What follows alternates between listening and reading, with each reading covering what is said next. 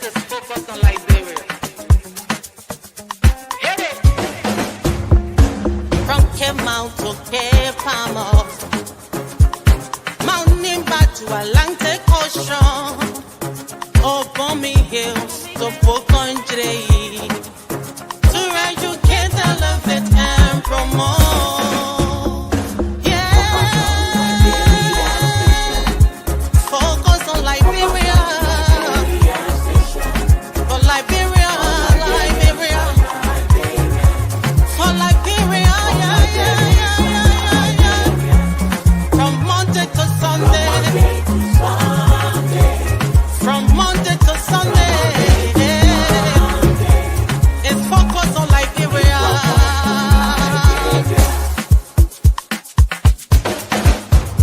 Talk about home affairs. Hey. In diaspora. Foreign affairs. Reliable information. History. Ooh. Talking about culture. Politics. Education. Entertainment. Business. Sports. Advertisement. Articulation. Focus on Liberia. Focus on Liberia. Focus on Liberia. From Monday to Sunday. Focus on.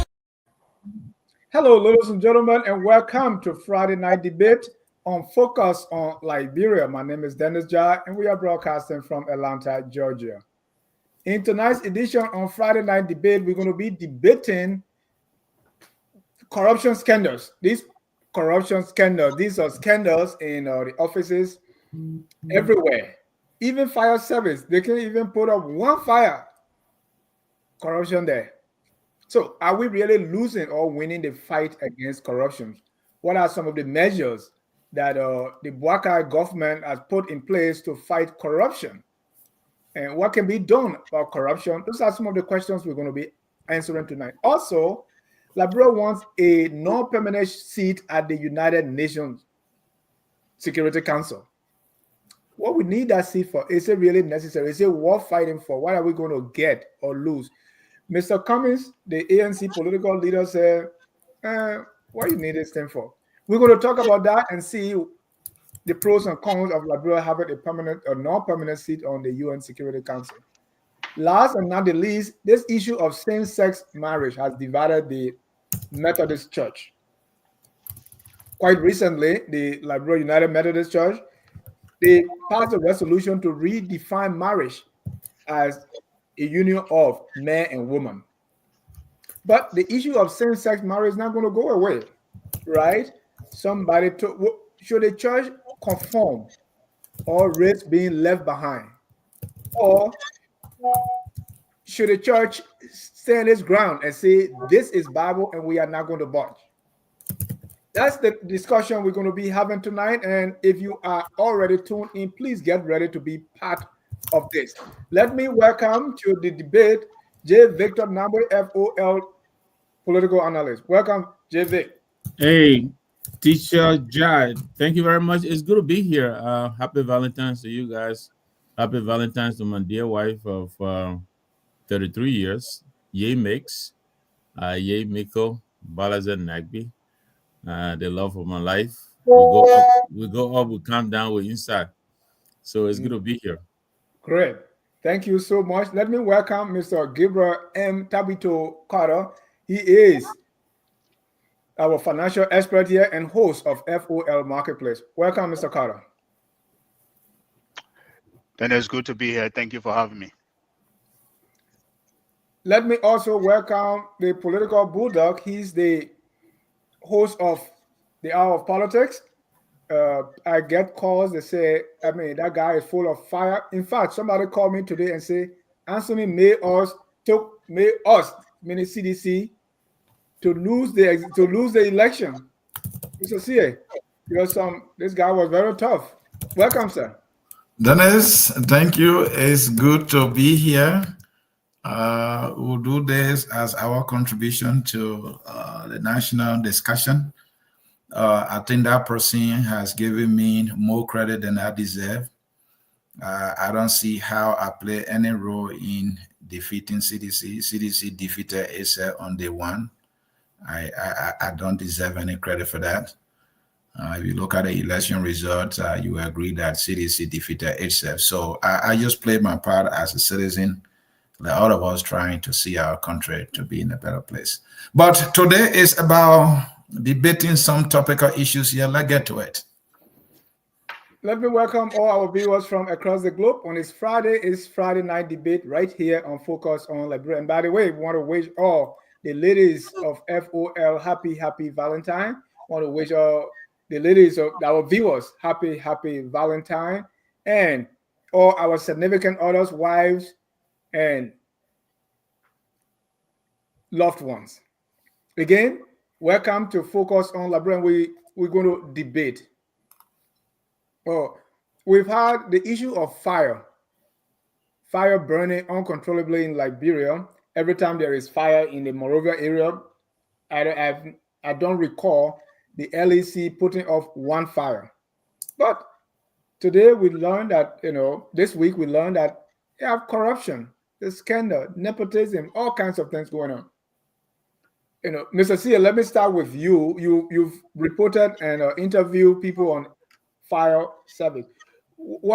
First of all, what is your view of the work the fire service people doing? And I don't know, everything goes to salary. So when you say scandal, I was like, okay, where's the money coming from that they're going to steal here? Mr. C. We had a firefighting professional here, a Liberian citizen.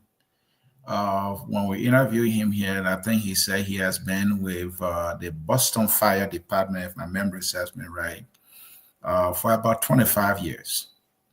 He has been going to Liberia to help the Liberia National Fire Service to increase the capacity and help to get them ready to be able to fight fire in Liberia.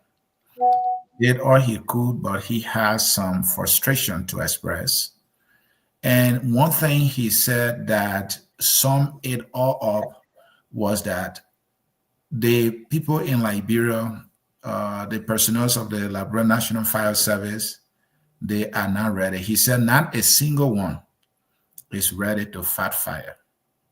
And for me, that was revealing that we have an institution set aside by law and is not ready, does not have the capacity to be able to fight any fire in Liberia.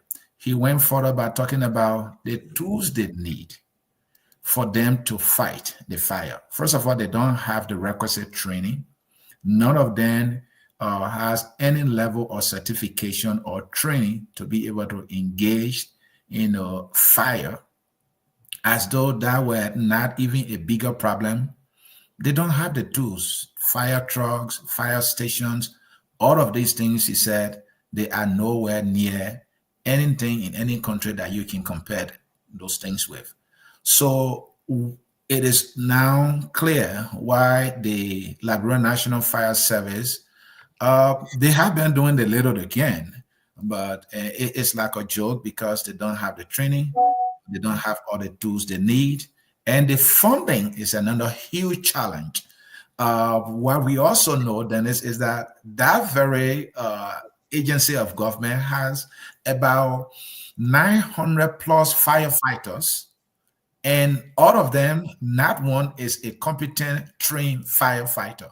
So why are they doing that? They are collecting checks. Some people say they are playing checkup, and they just have those trucks.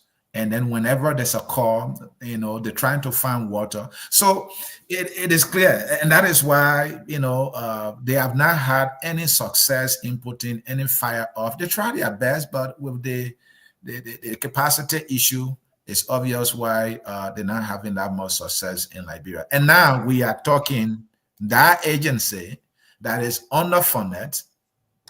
Corruption is also there. Like you said, I mean, are they actually stealing a little money for salary, or is there money for the equipment they need, or what? So kind of there again, Dennis.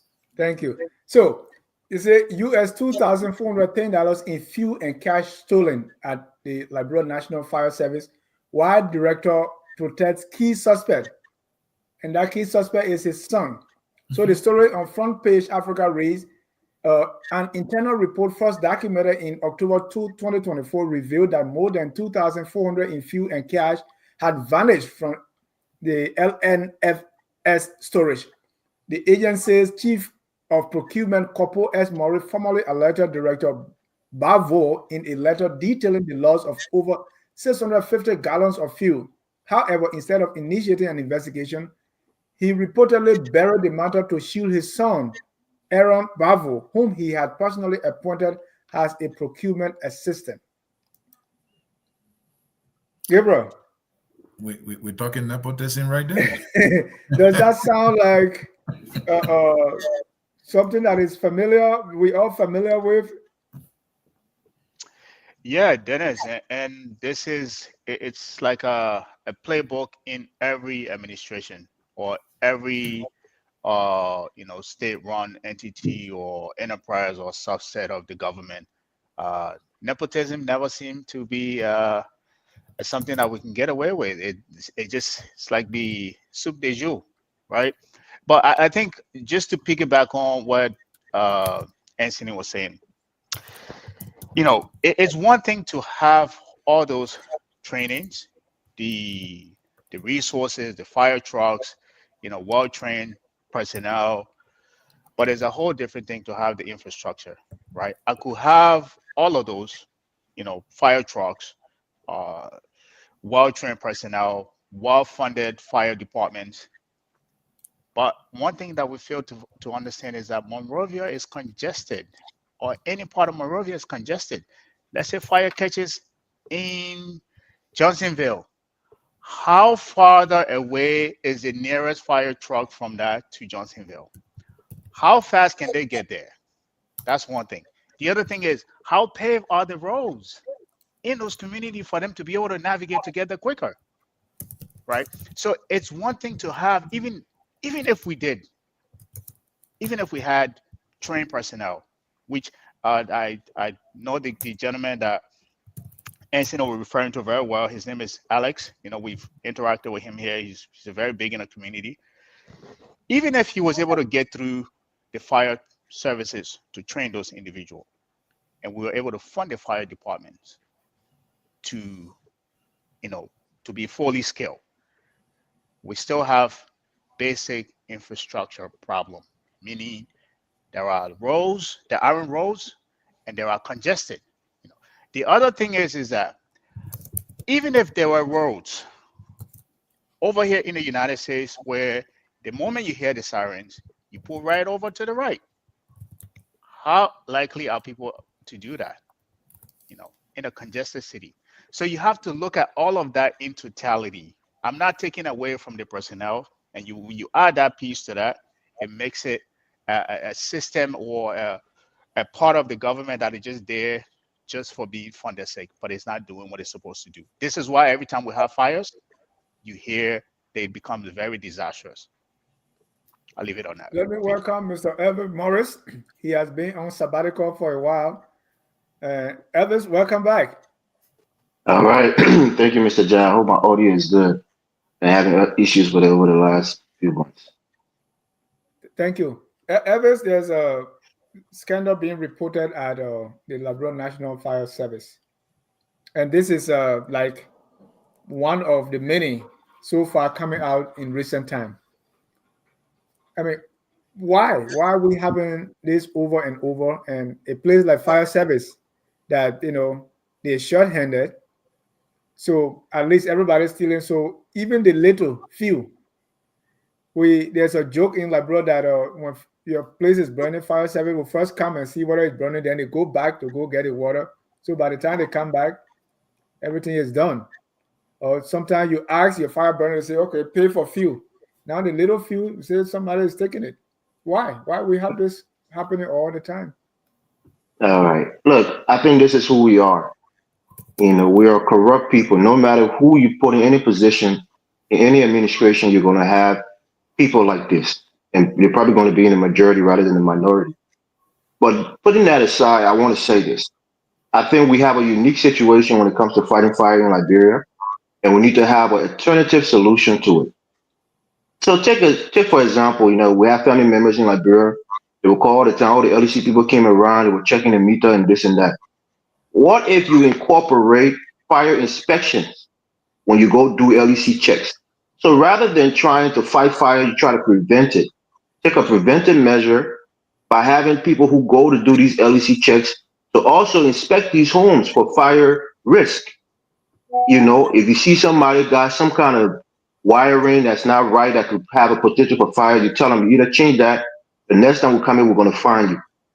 So you try to take more preventive measures so that fire don't start in homes, especially with these, faulty electrical wires. You put that on your agenda, so that most of these guys that go and do these LEC inspections can also do fire prevention inspections.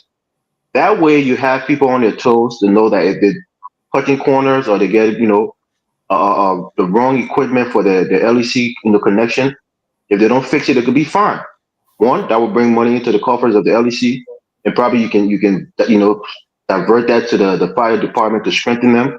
But also, you keep the citizens safe, by taking preventive measures.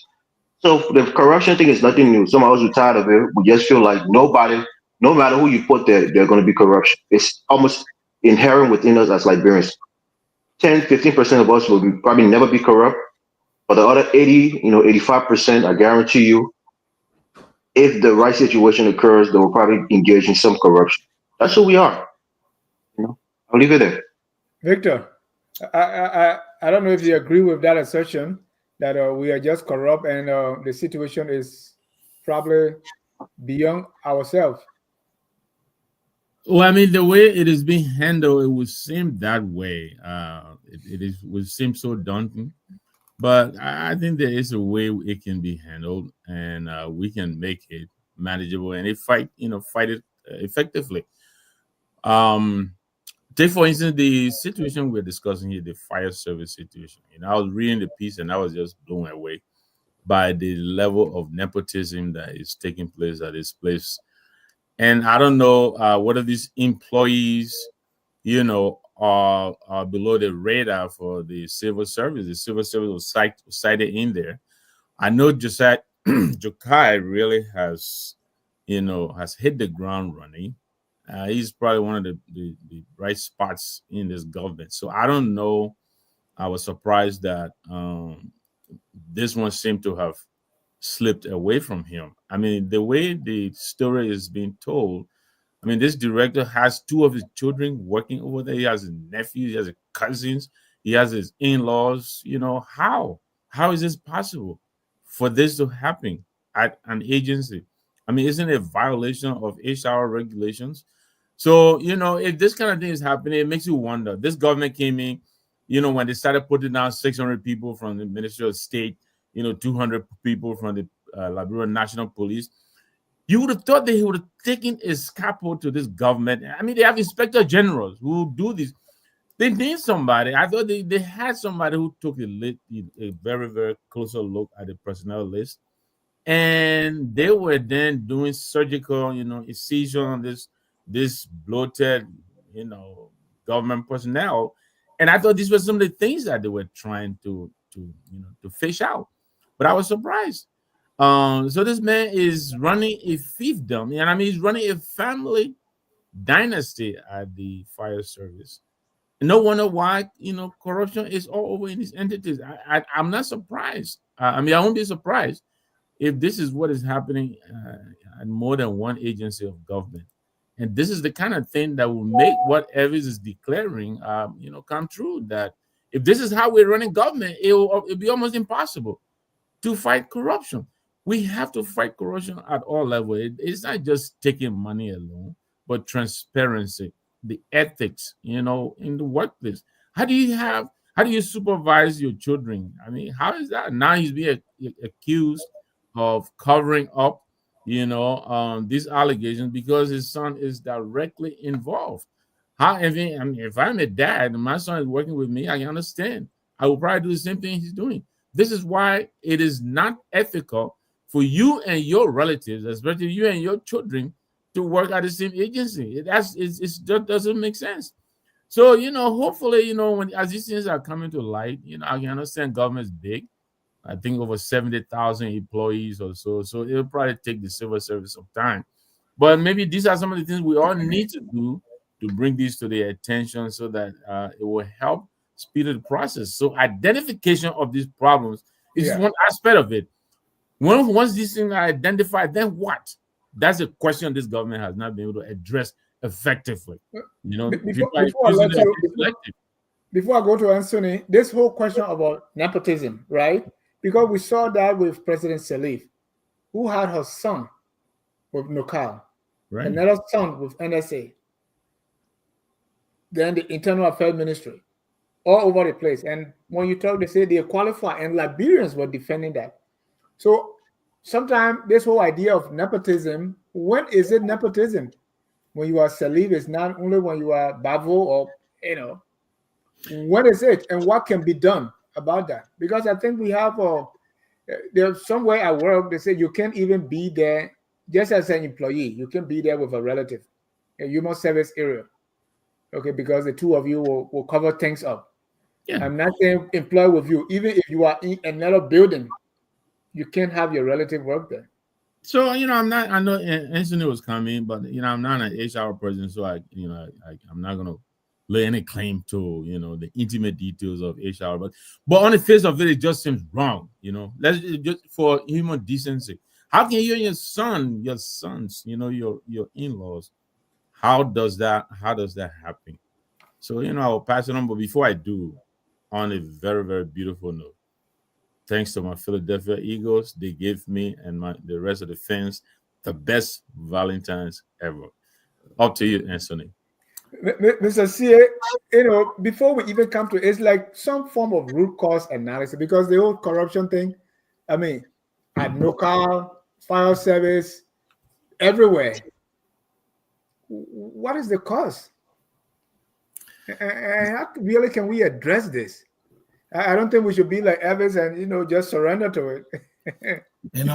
Evans is giving up, and I can relate to the way he feels, because when these politicians are campaigning, these parties, when they're not in power, the way they talk, you think they will even do 5% of that, but when they come, they double down.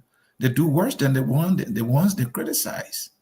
Unity Party in particular, you mentioned the aspect of Madam Salih having 3 of her sons. So those were the 3 that were known nationally.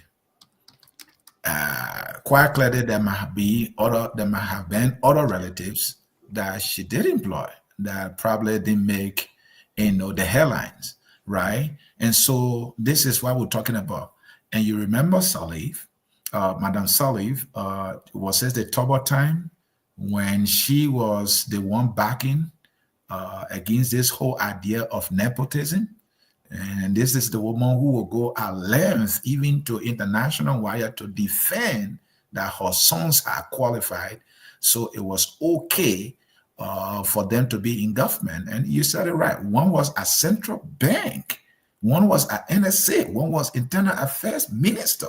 Consequential positions they held. Another one at one point was at NOCAL. And they did all kinds of things, and they were untouchable. But let's bring it to the fire service thing here, right? Dennis, I don't know, I'm sure you remember, at some point when the government took over, they had a freeze on employment for over, I think, 5 months. So this man who got his sons working at the National Fire Service, I'm just curious, were they already in the employ of the fire service before the Unity Party government? I doubt it. The head of fire service was my brother-in-law, Alex Dixon. Okay.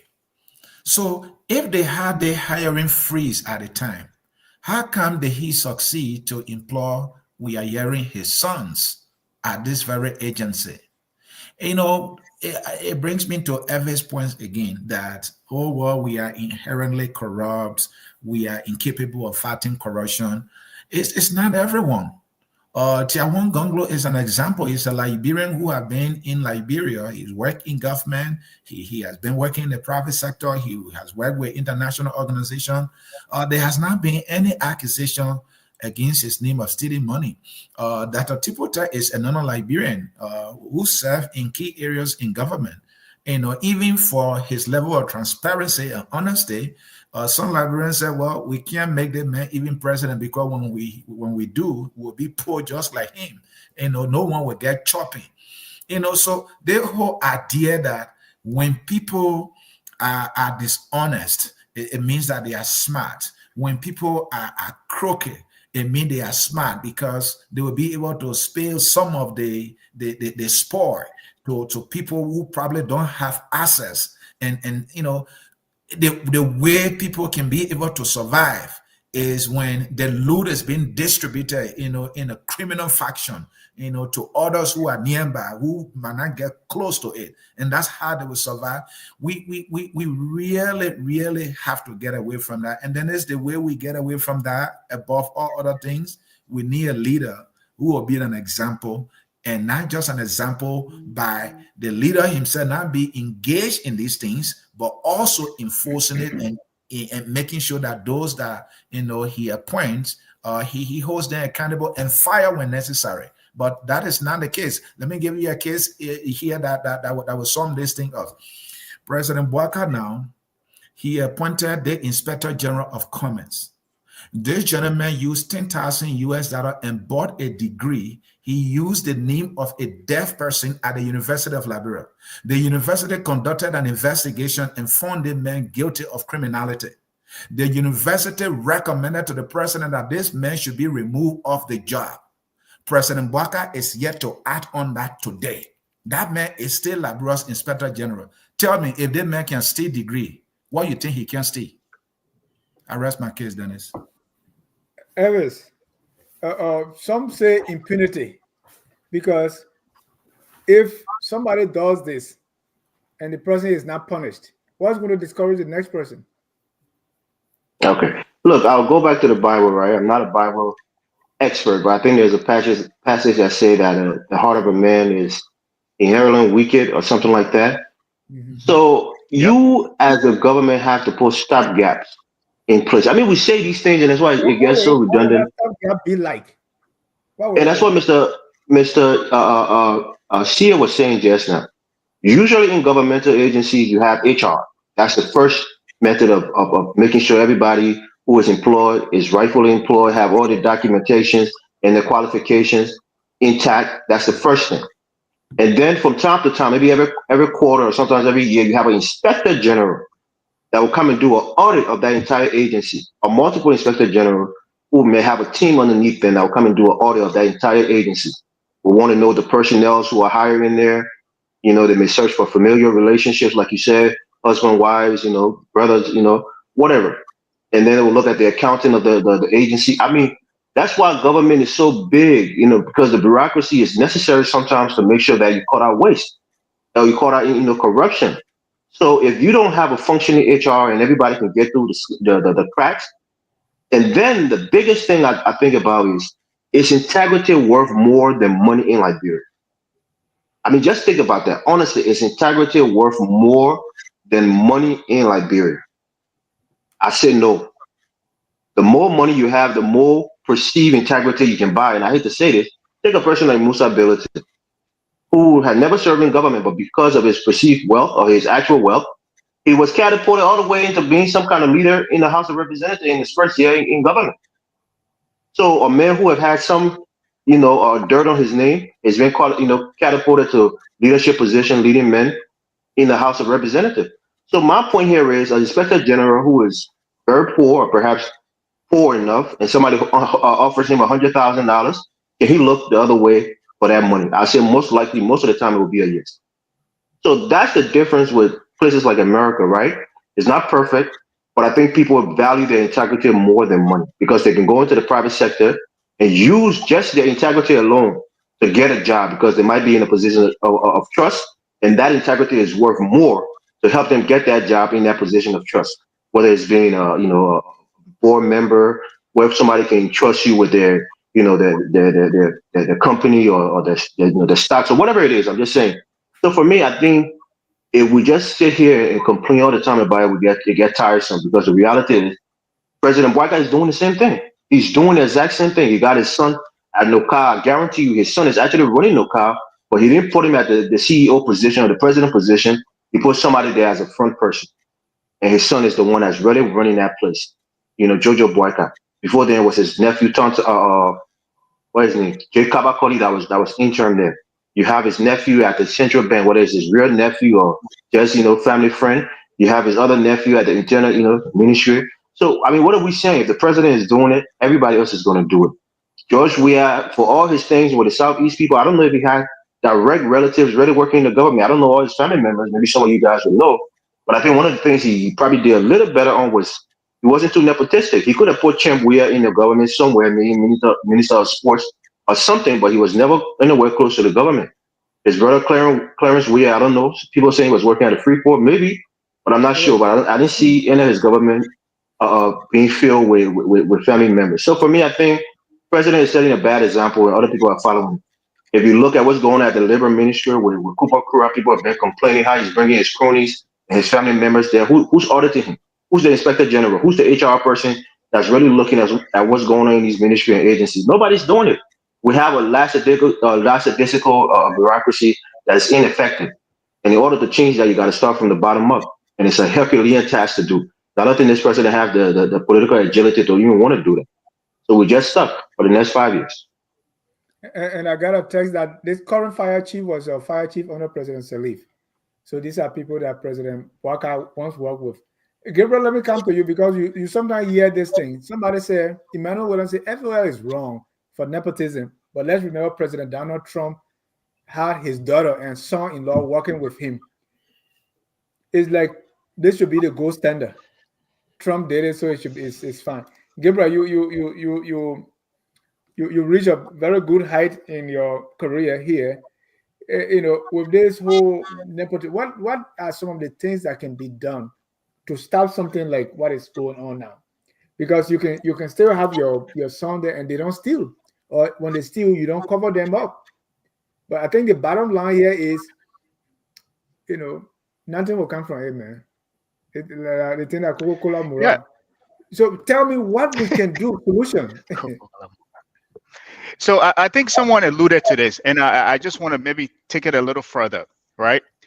So, like you said, I work in banking, right? I am trusted with lots of money, right? I was put in that position maybe because of a little bit of integrity. However, with everything that I've done, there's still checks and balance to make sure that, yes, even though we trust this individual, but he's still a human. He still have human tendency. We will still. So in as much that you are trusted, I could know you. This could be your family member. This could be anybody that you trust. You grew up with this person. You know them very well. There are still checks and balance, right? If I even want to authorize a penny, 1 cent over what I'm authorized to transfer, somebody have to sign up off of that, right? I think Elvis mentioned this earlier. People that do audits, we have what we call internal audits, and then we have also an outside firm that does annual audits. All of this is to make sure that whatever you're entrusted with, you're not going above your authority measures to take advantage of it, right? So I don't think this is something this is not a rocket science. This is not a moonshot idea to say these are, kind of innovative things that other countries are doing that we can't do. These are just basic principles. You trust people, but you put in measure. You trust people, but you put in checks and balances. Not only do you put in those checks and balances, but you check them every time, either every 6 months or every year. these are not moonshots idea. These are just basic things that people do to make sure that, yes, in as much as you're trusted, these are humans and they have tendencies to do the wrong thing, right? So you have to nudge them and put in checks and balances to make sure that they don't cross those checks and balances. So I don't have much to offer on that, but I think that's I don't want to agree with Evis.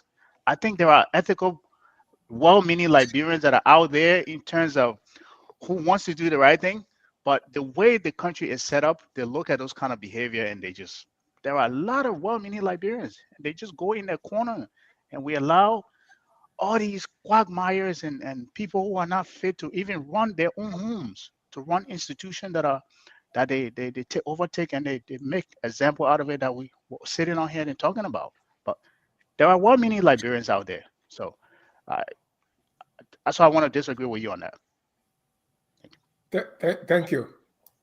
But would the well-meaning Liberians get there? Oh, Mr. And CA. Dennis, if you don't mind, yeah, Dennis is one person you can trust. He's a Liberian. He's here.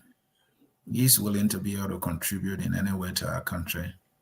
What is stopping, say, our current leader from looking his way? I mean, it does not have to be Dennis. There are other Liberians. If our leaders are searching for our best and the brightest, we can find them. And then they can be the examples that others follow. That is a simple, leadership decision that any president can make. Find the Liberians who are noted to be trusted. Once they have the qualification and the education and training, pull them in those places. They will bring the transformation. I had to make this example. Josiah Jokai is my personal friend. He's ethical. He's hardworking. He's transformative. His agency that he's run stands out among all, and he's highly respected. Okay, so when you show up at the civil service, you see a difference compared to when you show up to any other agency of government. When I'm in Liberia, the first time I went to visit him, the security guy, well, he first time to see me, he stopped me, so I stopped.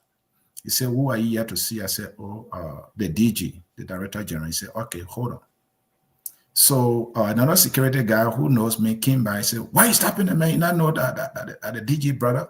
I said, "No, allow him to do his work. He does not know me. This is what we're supposed to do."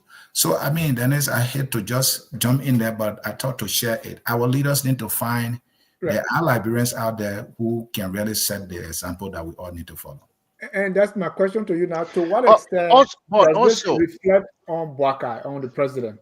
Mm-hmm. Or what has the president administration done?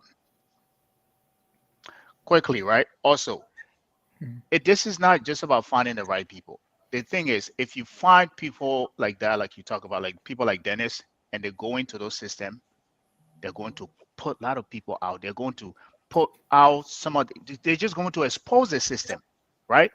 Then what it would do, it will make the people at the top look stupid. Now the question becomes, if you are sitting at the top and you put this group of people in places and you are bringing out this corruption and pointing out these corrupt systems that were actually set up to benefit a few people, do you have the gall to commend that individual, to say, "I commend you," or would you take that embarrassment and say, "You know what, this individual is stopping what was a system that was set up to benefit a few, and get rid of them," right? Because I think this is what has happened. Perfect example, Antoinette Sayed, who was the second in command at IMF. She bought ahead with the former president, and based on her morals, she left. And there are a lot of cases like that. So the question here is that not about just finding the right people, but those people that you're going to find with their values and they're doing the right things, is going to ruffle a lot of feathers. And as a leader, you got to be able to stand those things, to bring people around you who are smarter to inform you. And it's okay if somebody's smarter than you to say, "Yes, I know you put me here, but this is not going right. This is not going right." And you should be able to support those individuals. That is the problem I think we're lacking. It's not about finding the right people, but also supporting those individuals to do the right thing. That's a key word, support. Victor, to what extent has President Bouakai been able to support those people, or what has the how does this reflect on the president, and what has he done in the direction of fighting corruption? Oh, I think it reflects on the president really, really heavily. You know, I don't know him personally. I told you before. I said this on the network. Although he came through the ranks of the UPP and all of that contested, but I don't know him personally. But a lot of people really speak highly of this president. But I can't vouch for his integrity, considering all of this, all that is happening. He can't tell me he's unaware of all of these reportings. He seems very reluctant, and he's normalizing corruption in his government. I'm sure he's aware of this. We can go from the telecom situation, which is still hasn't been addressed. We can go to his inauguration. The cases are numerous out there.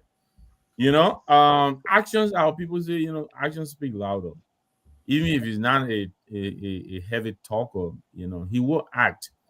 But I'm afraid the way he's dealing with these cases, I think he's enabling in many ways what we're witnessing, under his watch.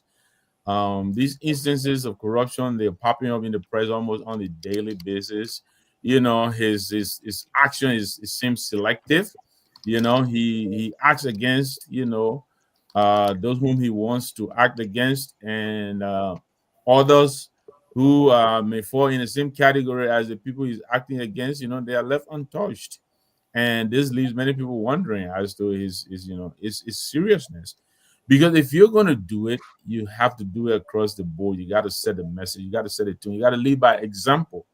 He's not doing that. I mean, his own behavior, his own sense of purity is in question. The president, in the midst of all of the hardship, he's flying private jets all over the place. What does that say about his character, his understanding of human suffering? He's presiding over a country that is practically falling apart. He's going to take a private flight to go to Banjama from Monrovia. So, it brings into question his own commitment to his declaration to better the plight of our people. I doubt whether he means what he's saying, judging by his own attitude, his own action, So he leaves a lot of questions than answers, the way he's conducting his government. A lot of us really, we had a lot of hope. But I can't say that today. I don't know how serious he is, given the way he dealt with the situation. He can be very swift and quick when he desires to do so, and not necessarily because that is required at the time. He seems to be doing it by choice, and I don't think that is the way to stamp out corruption. As I pass it over, I'm reading here your brother Dave.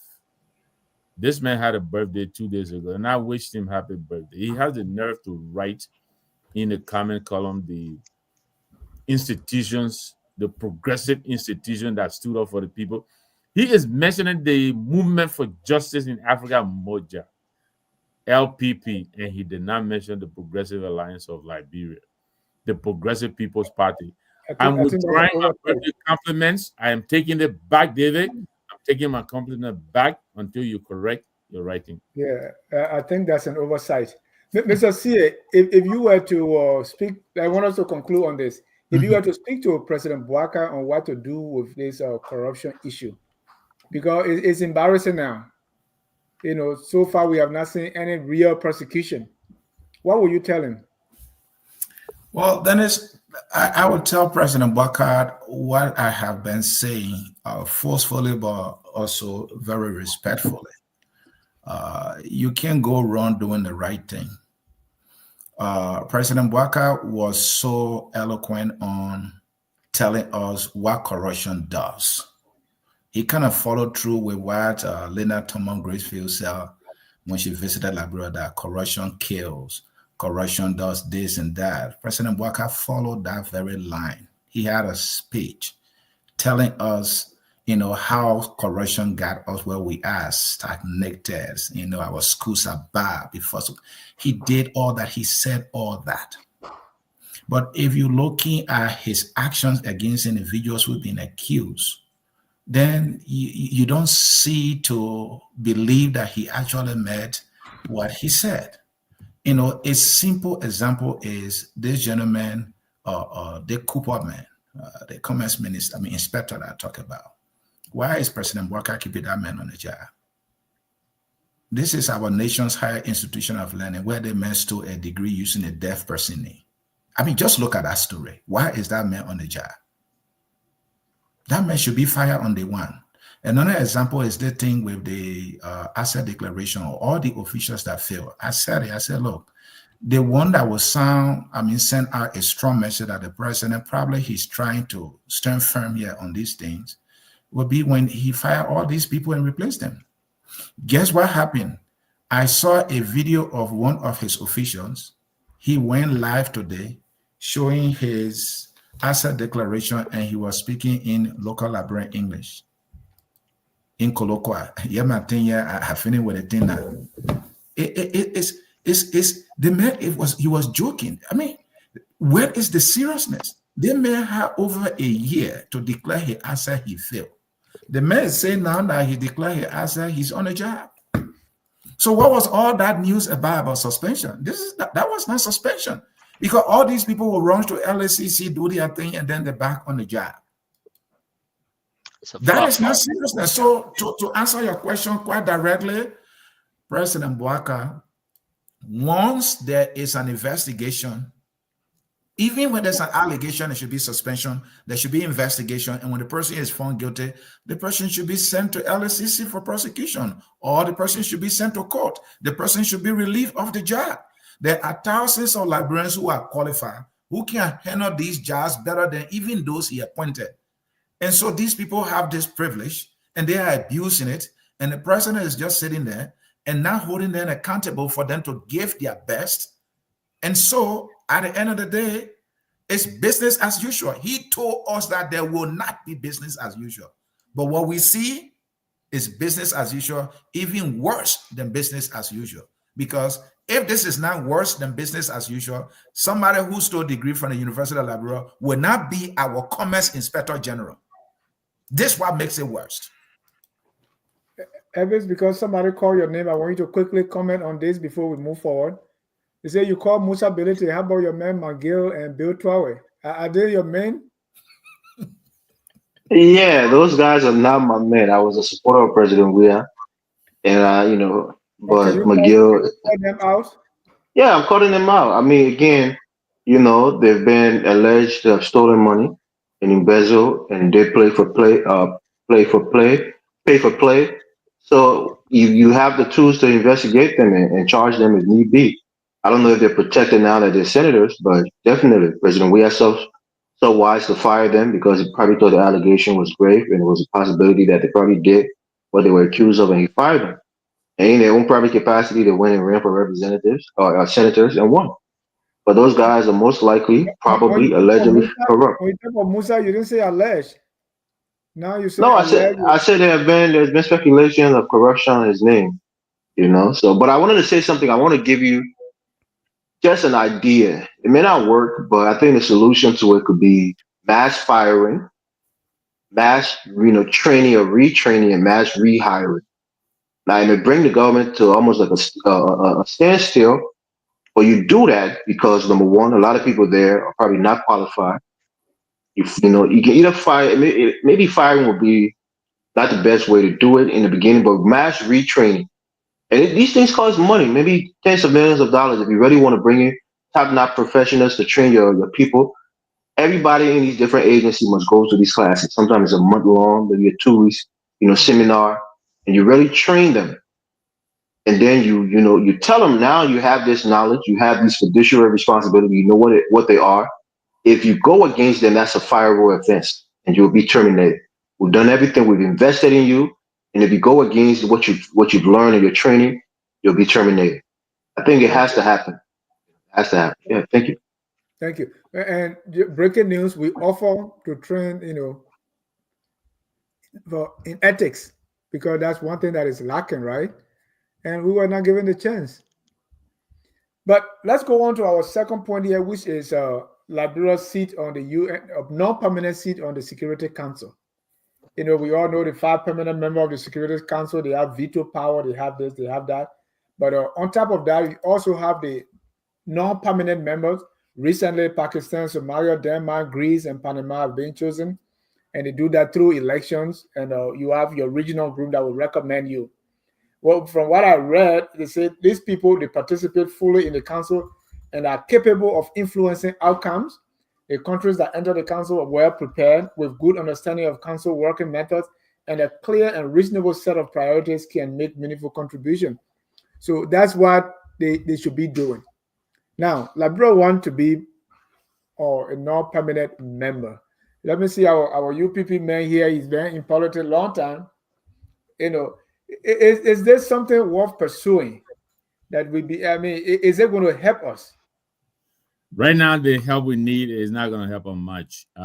It is a bragging rights. It gives you a diplomatic, what should I say, a diplomatic pass to hang shoulders to rub shoulders with people who might be able to, throw assistance your way. What we need right now is really financial assistance. The Security Council, peacemaking, peace building, that kind of thing. We're already suffering internally. Our pedigree right now does not help our quest for a seat on the council. For Christ's sake, we have a divided legislature, which is being enabled by the executive. I don't understand how they think anybody is going to think that we are ready to build peace in any organization, and then there are concerns about the way it is, the campaign is being conducted. As we were sitting here, my good old friend, Gabriel I.H. Williams just sent me his own suggestion. He's a journalist. You want people like that on the team or to get their advice. He is pointing out that the committee that they set up, the Minister of Justice is on that committee, and the Minister of, Defense is on that committee. The Minister of Information is not on the committee. Who is the Minister of Information? He is supposed to disseminate government's doings, what happens in government, explain government internally and even externally. He's not on there. The Minister of Education is not on that committee.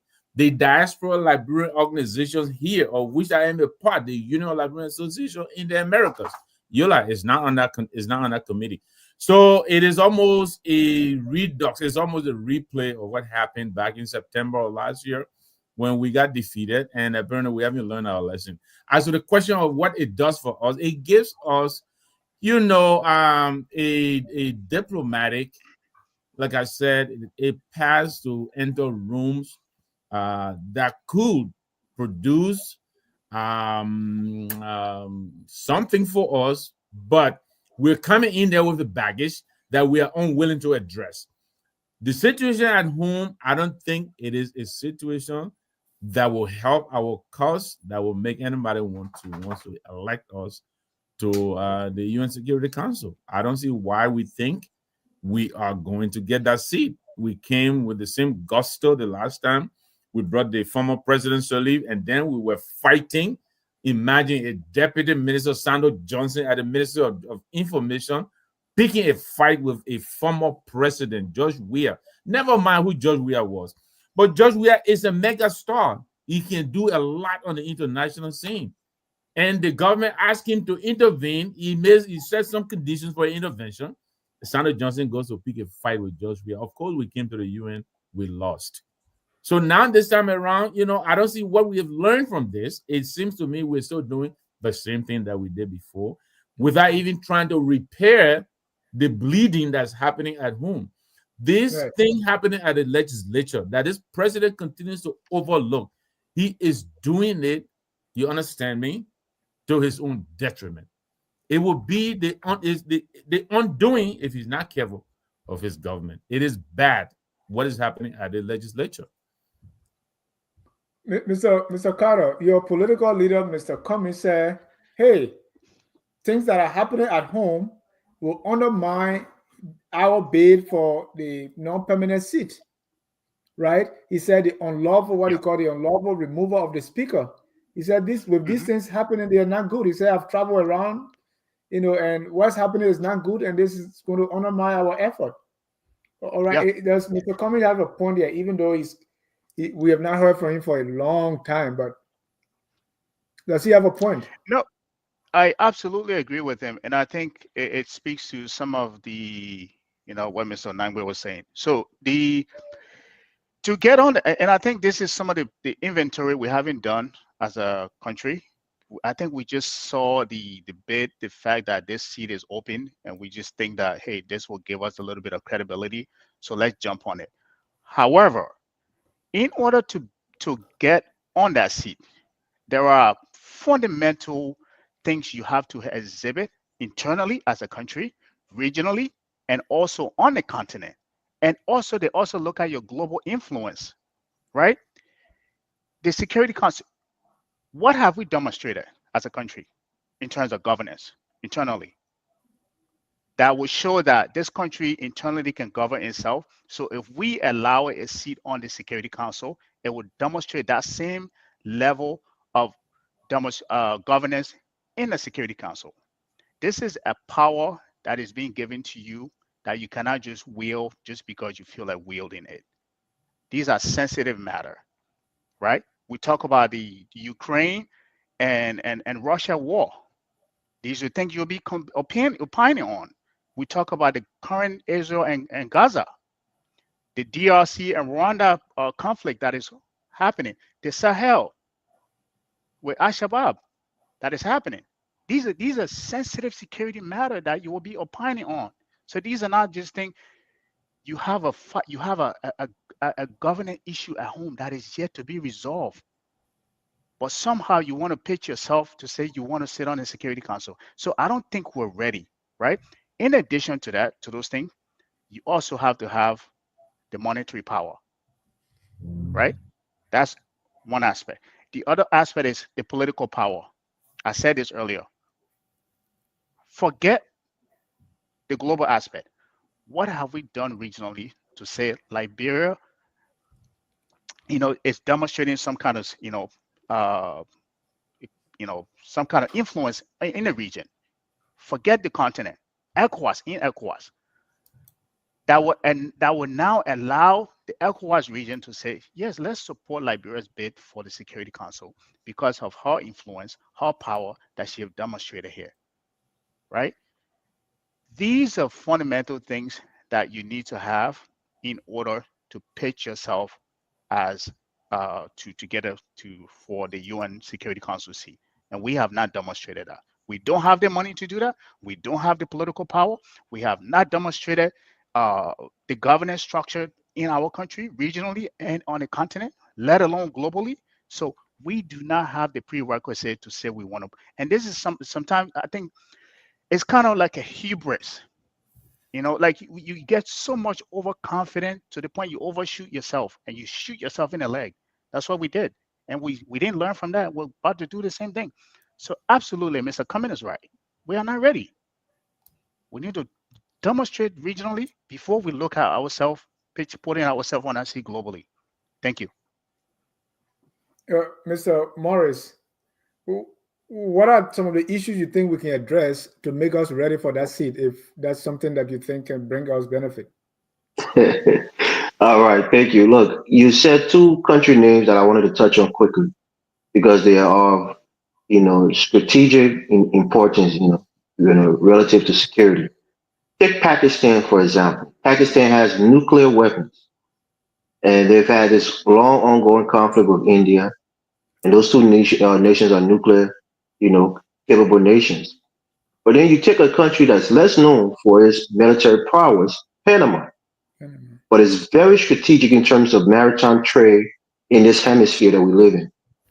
So Panama has the Panama Canal, which is a marvel of engineering when it was first built. The United States government built it, and it's very important for the free trade, the maritime trade in this hemisphere, from North America to South America. So strategically and economically, it is of significant security importance. So those two countries can make a good case based on one, their military capabilities and their trade capabilities, Panama and Pakistan. So they deserve to be there. In Africa, I don't even want to talk about Liberia, Sierra Leone. There's some more countries. The two countries or the three countries that's really doing well in terms of security in Africa is Kenya, Nigeria, and South Africa. I think they should probably be the three countries that will rotate these things, this seat around. Because No, Kenya, no, for example, no Egypt. yeah, Egypt, but when we're talking about sub-Saharan Africa, we're talking about our own people now. So Kenya is actually taking his steps to go into other countries on a whole nother continent, a whole nother hemisphere to do Yep. peacekeeping mission. And have put the lives of their soldiers on the line. I think a few of them have died in Haiti already. You take South Africa, who came up with the galls and the cojones to speak on the issue in the DRC, to offer military aid, to speak like the America of Africa. They have the might, they have the resources to speak like a big dog on the continent of Africa. Nigeria should be doing way more, but you know what's happening there economically? They're in a little bit of a turmoil right now. But those two countries, especially Kenya and South Africa, are doing very well on the security issues. The United States really put a lot of trust in Kenya because they already fought Al Shabaab out there in the Horn of Africa, and they pretty much quelled that whole insurgency from Somalia coming into Mombasa. They've done a great job. That's why President Biden went to them personally to ask them to intervene as a black nation from Africa on the continent, to come to this hemisphere, intervene in Haiti. That was a big privilege. You think they ever ask Liberia to do something like that? Come on, we're not even to that level. If you can't feed yourself, then you won't go say you won't be bodyguard of somebody else who's a multi-millionaire or multi-billionaire. Come on, you look funny, you look foolish. We've been keeping peace in Chad.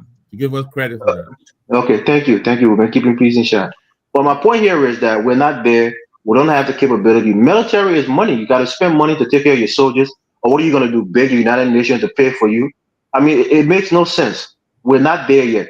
We shouldn't be worried about the security thing. The thing that President Boaga has to remember, he doesn't have the international political cachet like Ellen Johnson Sirleaf had. She was a darling of the West. She was well connected.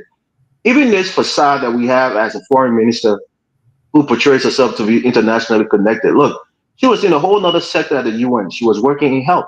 She wasn't working in politics. She wasn't rubbing elbows with these political leaders and political representatives to the United Nations. She was there with health people doing missions in Sudan and other places. This is not her cup of tea. So for President Boaga to be this illusion that he can go there and get that security seat because she was in the building doesn't mean she knew those people and she rubbed elbows with them. So we shouldn't get it, number one, because we don't deserve it. We're not equipped for it. And number two, we got more pressing matters, which is our economy and our health sector and our education sector that should be taken care of rather than try to get some kind of political seat in the United Nations that's almost ceremonious in nature. But Evan, you talk about peacekeeping. We have 2,000 men. If we take some from there, what will be left? Mr. John, the comments is question you asked it. What military do if I can say World War II, right? We had a strategic point where the United States was using our free port and our airport to refuel, and we were significant in terms of strategic importance. But now none of those things are happening. The United States don't see us as a strategic security point in Africa. They're moving to places like Djibouti. They're moving to other places. So we're not that we're not that important in the grand scheme of things. Mr. Sia, I intentionally kept you last on this one because for certain reason I have a feeling that you don't really care for this Security Council thing. Tell me I'm wrong. Dana, you are right and you are wrong. You are right if you look at it from the sense that what do we want to prioritize right now? Being a member of, the Security Council. We can walk and chew gum at the same time. Yeah, should that be a priority? What will you get from there? You have your nation future that is at stake. The youth are on drugs. The government is incapable of rehabilitating them, and giving them the training they need and employable skills for them to be able to contribute to the future of the country. And now you are a begging nation, and you think by being on the Security Council would get you anything. I mean, what will you do there? You would just be begging. I like the way Eve spoke to it, so strongly and eloquently.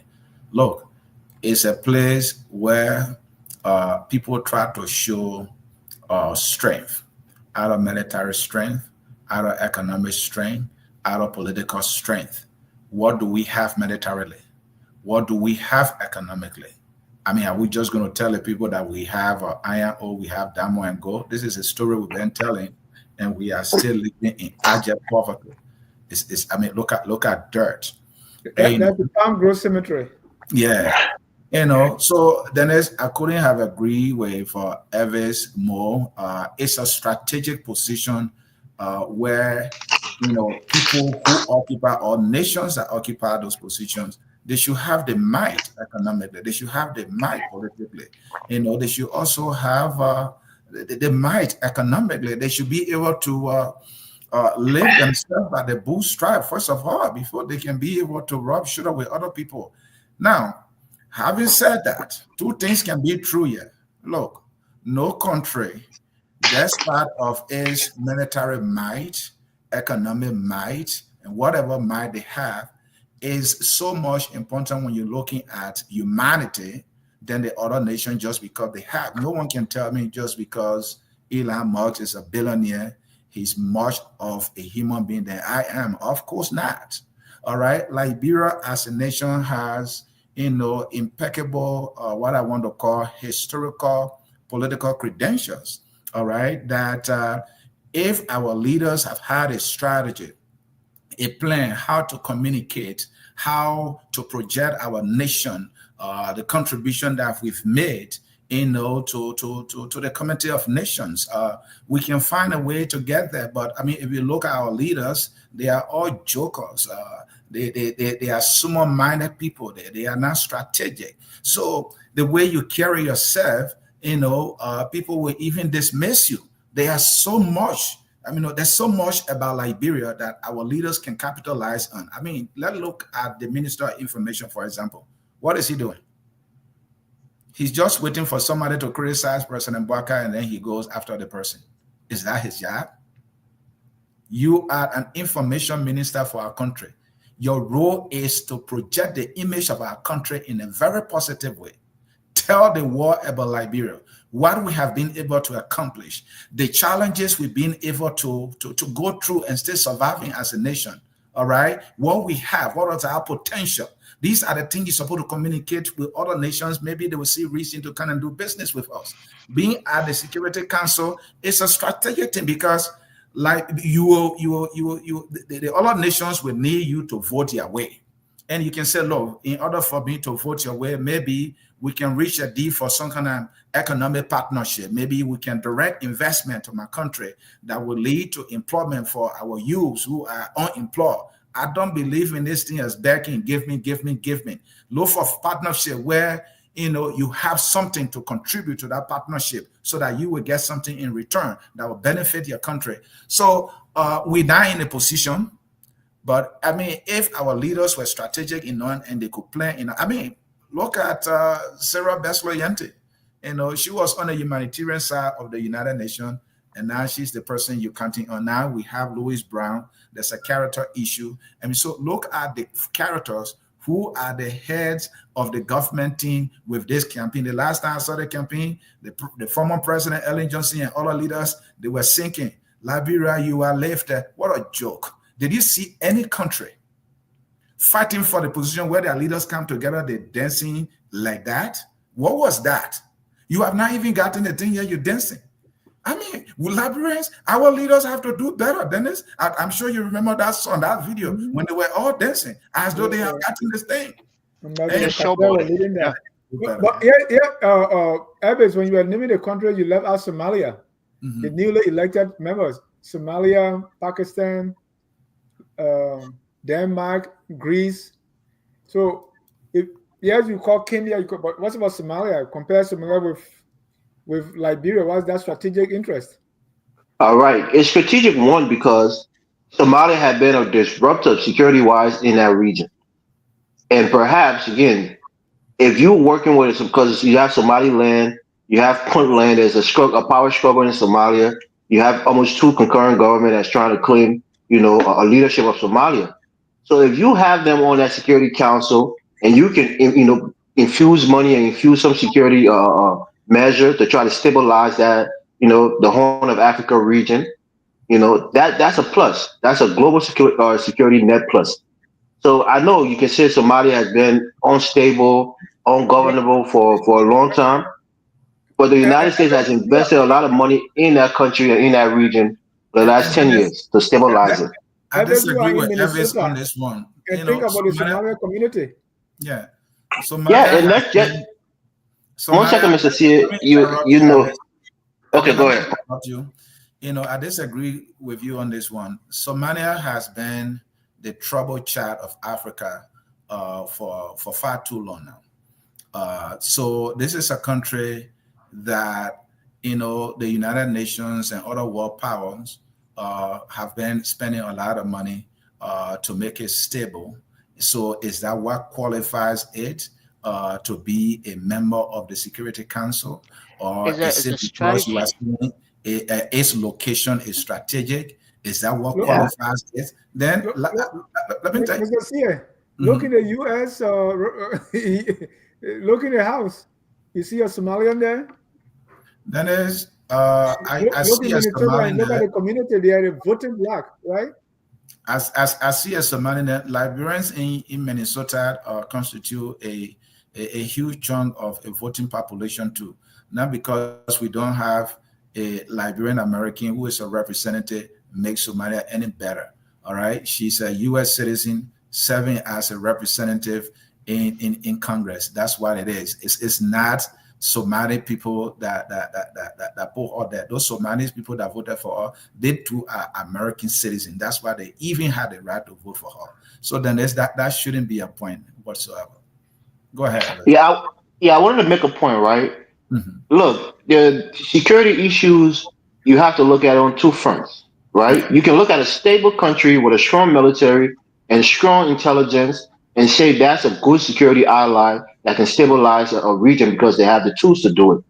You can also look at a destabilized country or a country like Somalia who has actually been better in the last 5 years. You remember back in the day in 2010, 2013, we used to see videos on Facebook of Al Shabaab going into university at Kenya and killing 300 students, going to the mall in Mombasa and opening fire and killing people. It's been almost a decade since we ever heard anything like that happening in that region. And part of it is due to Kenya and Uganda, really upping the force and fighting against that terrorist organization. And another reason is because the government that the United States and other Western countries are working with, the Somaliland government, they have actually put a lot of effort into combating those terrorist groups in that region. And this could further bolster that, buttress that point by putting them on the Security Council. They're going to get extra funds for security measures to make sure that they continue to fight terrorism in that country. So it's a strategic, a point that they're probably trying to make by putting them on this council and making sure that they invest in that country and bolster the security sector so that terrorism group doesn't spread in the eastern part of Africa. So you can look at it like that. Liberia is not in that same thing. We don't have terrorists in our country that we have to put under control. We're not seeing influx of terrorists coming into our country where we need to strengthen our borders to secure. I mean, we need it technically, but in terms of terrorism, which is one of the biggest things that these people consider when it comes to regional stability, I think Somalia is a good point, and it shows So success in the last 5 or 10 years. in essence, because they are a Mr. global, Sear, it's a rigs, they are a rigs. When you talk about global security, compensate them with some power, and then you will be able to find a It's resolution. Is that it? Regional security, it's they've more. improved on it, so you want to help them to keep improving on it to stabilize that Exactly. region. It makes sense. I want us to now focus on being on the Security Council as a non-permanent member is a good thing, right? So how can we get it? Let's advance some solutions as to how we're able to get that seat. I don't want us to say let's just I've, forget it. I have. I think from the beginning I highlighted some of the things you need to do. And this is a conversation, a podcast that I listened to by one of the U.S. representative on security matter in Africa. And one of I think Morris pointed out specifically, the three countries he pointed out that he think should be on that council is South Africa, Nigeria, and he talked about Egypt, Kenya, right? Kenya. Because He of said Kenya. no, I mean the U.S. representative on Security Council, Okay, right? okay. So his three countries that he pointed out was South Africa, Nigeria, and Egypt, all Kenya. because of Is that one, Kenya? their Kenya, military Kenya. power, right? Their military power.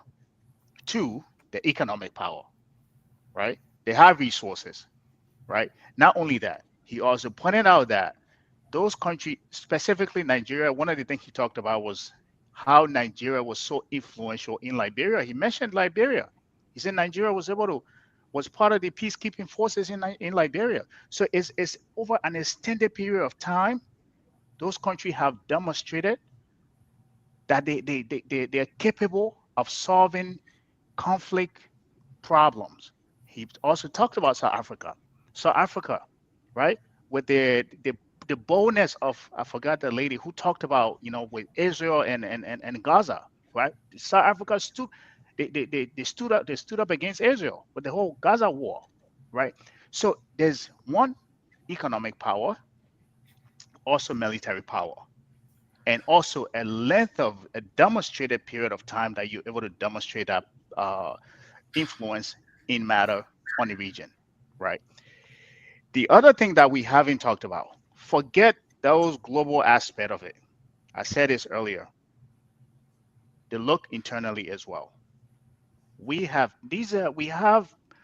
to call them international partners, but these are people that we have to kowtow to, like the U.S. Embassy and all of those people. They're right under our noses, and yet we're fighting among ourselves. But at the same time, we're thinking that we can go petition to sit on the UN Council, right? The other basic continental issues that are happening. I think we mentioned some of them. Boko Haram. What have we done in Nigeria, right? We talk about Al Shabaab. Currently there's DRC and Rwanda that is having this conflict in our region. So So unless what you're can we able to, do, Gabriel? Because we're not there, so we we can't do anything. no, that's what I'm saying. So you have to start taking baby steps. First, solve your problem at home, then Okay. gradually start looking outward, right? Stop putting yourself out there on some of these security matters that are happening on the continent. As I said, there's a DRC and Rwanda war that is happening right now. There's Boko Haram still happening, right? Al Shabaab still running rampant, right? There's there's the there- there's a lot of conflict on the continent. So if you solve your problem at home, then you can project yourself outward slowly by demonstrating. It's going to take a long period of time. In addition to that, as I said, there's the economic aspect of it. We're not in the position economically to say we want to go help any other country. Politically, we're not even there. So Then solve it's those matters. Then Gabriel. If yes, Somalia is qualified, then Liberia is way more qualified. so I think Morris made a strategic point here, and that's what I wanted to It make. was It's not not about strategic, man. it's He was just strategic. being intellectual to justify his point. Somalia, Jesus No, Christ. it is really strategic, Somalia, and I wanted to make that those point, but I'm guys that glad that have Morris said pirates it. that hijacking ship and they are qualified for that? Come on, It's man. it. I think Morris articulated that perfectly, like he wanted to say it. It's like you have a problem child, but you understand that if you help them, they will look at that help and say, okay, this is how we're able to help. If somebody's helping us, we can coalesce around that help and also be able to fight this internal problem that they have. So that's the strategic way that I think the US and all the international partners are looking at Somalia, not because that they're fighting war, but it's in a strategic location, but also very strategic to the United States as Look at well. the people democratic credentials and look at Liberia. All right. Are there any example democratically speaking to be on No, that? it's a Look security at their council, not a position as well. democratic Where council. Somalia is located. Look at Oh, where so Somalia we're is talking located. security, democracy doesn't count? Yeah, like I said, there's two kinds, Mr. Sear. When you have a You region, have a region that democracy is in of the absence of chaos. You must have security to have it. That's the you fact. have a region that is a high risk I want us to of move forward. insurgency. Yeah, I want us to move forward. I want Victor to. I think Gabriel and Evans, I disagree with them on this Somalia thing, man. Come on. You have to look at it strategically. I know it sounds Mr. Nambi, I oxymoron, but want you you to have conclude to. on this Right. thing. Gabriel, So- I want us to move forward. Yeah, Mr. yeah. Nambi, what can we do? Well, Let's talk to listen. President Waka and Honorable Beso Yanti. What can we do so we can get on that Security Council? Already, Don't Louis Gabriel Bryan, Williams even though he's suspended. Gabriel Williams wrote in the paper, say, in fact, the steering committee you put together is lopsided. Right. You know, So yes, look, you know, the UN, you know, I work for at the local level, but it gives you a little insight. It's an old boys club. It's all about networking, you know. Who can you talk to? How can you open this door? The foreign minister, although she spent the bulk of her time in the UN system in the humanitarian world, but she was an assistant secretary general. She knew people. She rubbed shoulders with people. You know, she met people in the hallways and others. And so she brings a lot of connections. I believe Dr. Ambassador Linda Greenfield is one of you know, I don't want to say friend, but contact people. The problem we have is you can bring the horse to the water, but you can't force it to drink. And if the head is rotten, it is difficult for the rest of the body to function. The problem we are having is we are running a government in Monrovia that seems to be a hairless chicken. We don't seem to know where we are going. And so I am quite certain that Minister Yenti is able to get us into a room. But that's how much, you know, that kind of hustle can get you. When you get into the room, you got to stand up on your own 2 feet. And that's what Gabriel is saying, you know. Then they have to look at your pedigree. You know, what do you bring to the table? And what is it that we're bringing to the table? You know, we're talking about Somalia, and I disagree with Mr. Sears slightly. Okay. I think the piracy in the Horn of Africa, I think is I think his assertion seems to be because of it, but I think it is actually in spite of it that I think they've been the piracy in the Horn of Africa that is heavily associated with the Somalis is costing a lot of headache for businesses on the high seas. A simple thing as that could be another leverage in some kind of soft power that the UN and through the US through the UN is using to bring Somalia to the table so that their authorities can put some pressure, because the way this piracy is being described, these are not just ordinary people who get up and get on the water and go and seize the ship. No, they have a lot of support. And so I believe this interest of putting them on the council may have also had something to do with the need to quelch piracy on the high sea. And let's look back. Since they got on the council, I mean, how much of the piracy on the high seas have we heard about since they got on the council? I'm not saying that is a direct result, but it is a possibility in the sphere of possibilities. thank you. Ladies and gentlemen, if you are just joining us, this is Friday Night Debate. And we are talking about the corruption in Liberia, seat on the UN Security Council, and the church and same-sex marriage. We take a short break. When we come back, we're going to talk about same-sex marriage in the church. Our country, sweet Mandela, our country, that God gave us this country. Fellow Liberian, that God gave us this country. We are calling on everyone here to come and pray for this country, Liberia, God gave us this country. Indeed, God gave us this country, and God gave us Liberia, the country, and the people. Gentlemen, the issue of same-sex marriage seems to be a touchy issue in Liberia.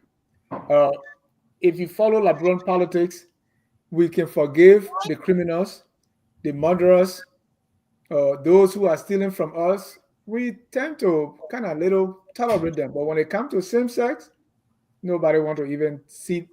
I talked to a friend from Lufa. He said, if you do that thing, Lufa will burn you. Right? But the church, the Methodist church, are split because, the Bible will tell you, the homosexual will not go to heaven, right? Of late, the Methodists started ordaining same-sex bishop. If you are, same-sex couple, or you are, either member of the LGBTQ, you can still be a bishop in the Methodist church. That has split the church, with the people merely from Africa saying, no, we can accept it, right? But it looked like before President Trump could come in, this was gaining so much ground that they're saying, hey, we have this gender, the queer. Trump said, oh no, we have only two. And all these things started happening. But this generation doesn't look at it the way, like my generation look at it. So it appears to me that the Methodist Church and other churches want to conform and say, well, this is where we are headed, and so the church does not want to be left behind. Gabriel, let me start with you on this issue of same-sex marriage in the church. Do you support it? Do you think we should just leave it alone and let people be, do what they do in the privacy of their homes? Or is it something that the church can say, no, if you are same-sex person, you can't hold any position in the church? What's your take? So this is a very tricky question, or sensitive matter. But I think I would like to side with the Catholic Church, in Africa, and here's why. Every one of us have values. Some you inherited from your parents in terms of how to live your life. There are some that are very fundamental, that regardless of how the world is changing, you hold on to those. Those are part of you. That's who you are. Those are your values. Those are your beliefs. Those are your morals. Those are what give you your moral compass as an individual, fundamentally, right? You can also look at it as a cultural thing on the continent. Now, for me personally, I don't care what individuals do in the comfort of their homes. I don't care, right? But you cannot project that on people. That's one. The other aspect of that is the reason why I agree with the Methodist Church in Africa is because, yes, the Methodist Church in Africa is because, which one? Oh, in Africa, okay. Yes, right. They want to hold on to those values. They want to hold on to those. Yes, this is not. It may not be something that you and I agree with. Cultural values or Christian values? I can't say those are Christian values because the Bible is contradictory, right? If you are calling somebody's two-sex marriage as a sin, so is the person who's stealing, right? That is a sin too. So you cannot promote one and leave the other and punish the other. So there's a conflict there too, right? But if you are holding on to those values and say, we don't promote same-sex marriage, we don't want those as part of, the clergymen who are going to, our pastors that are going to be leading our church, that is perfectly fine, because church is supposed to have values. You're supposed to have morals, beliefs, fundamental things that guide the church, that guide your beliefs, right? So if you want to separate from the global body because of that, perfectly fine.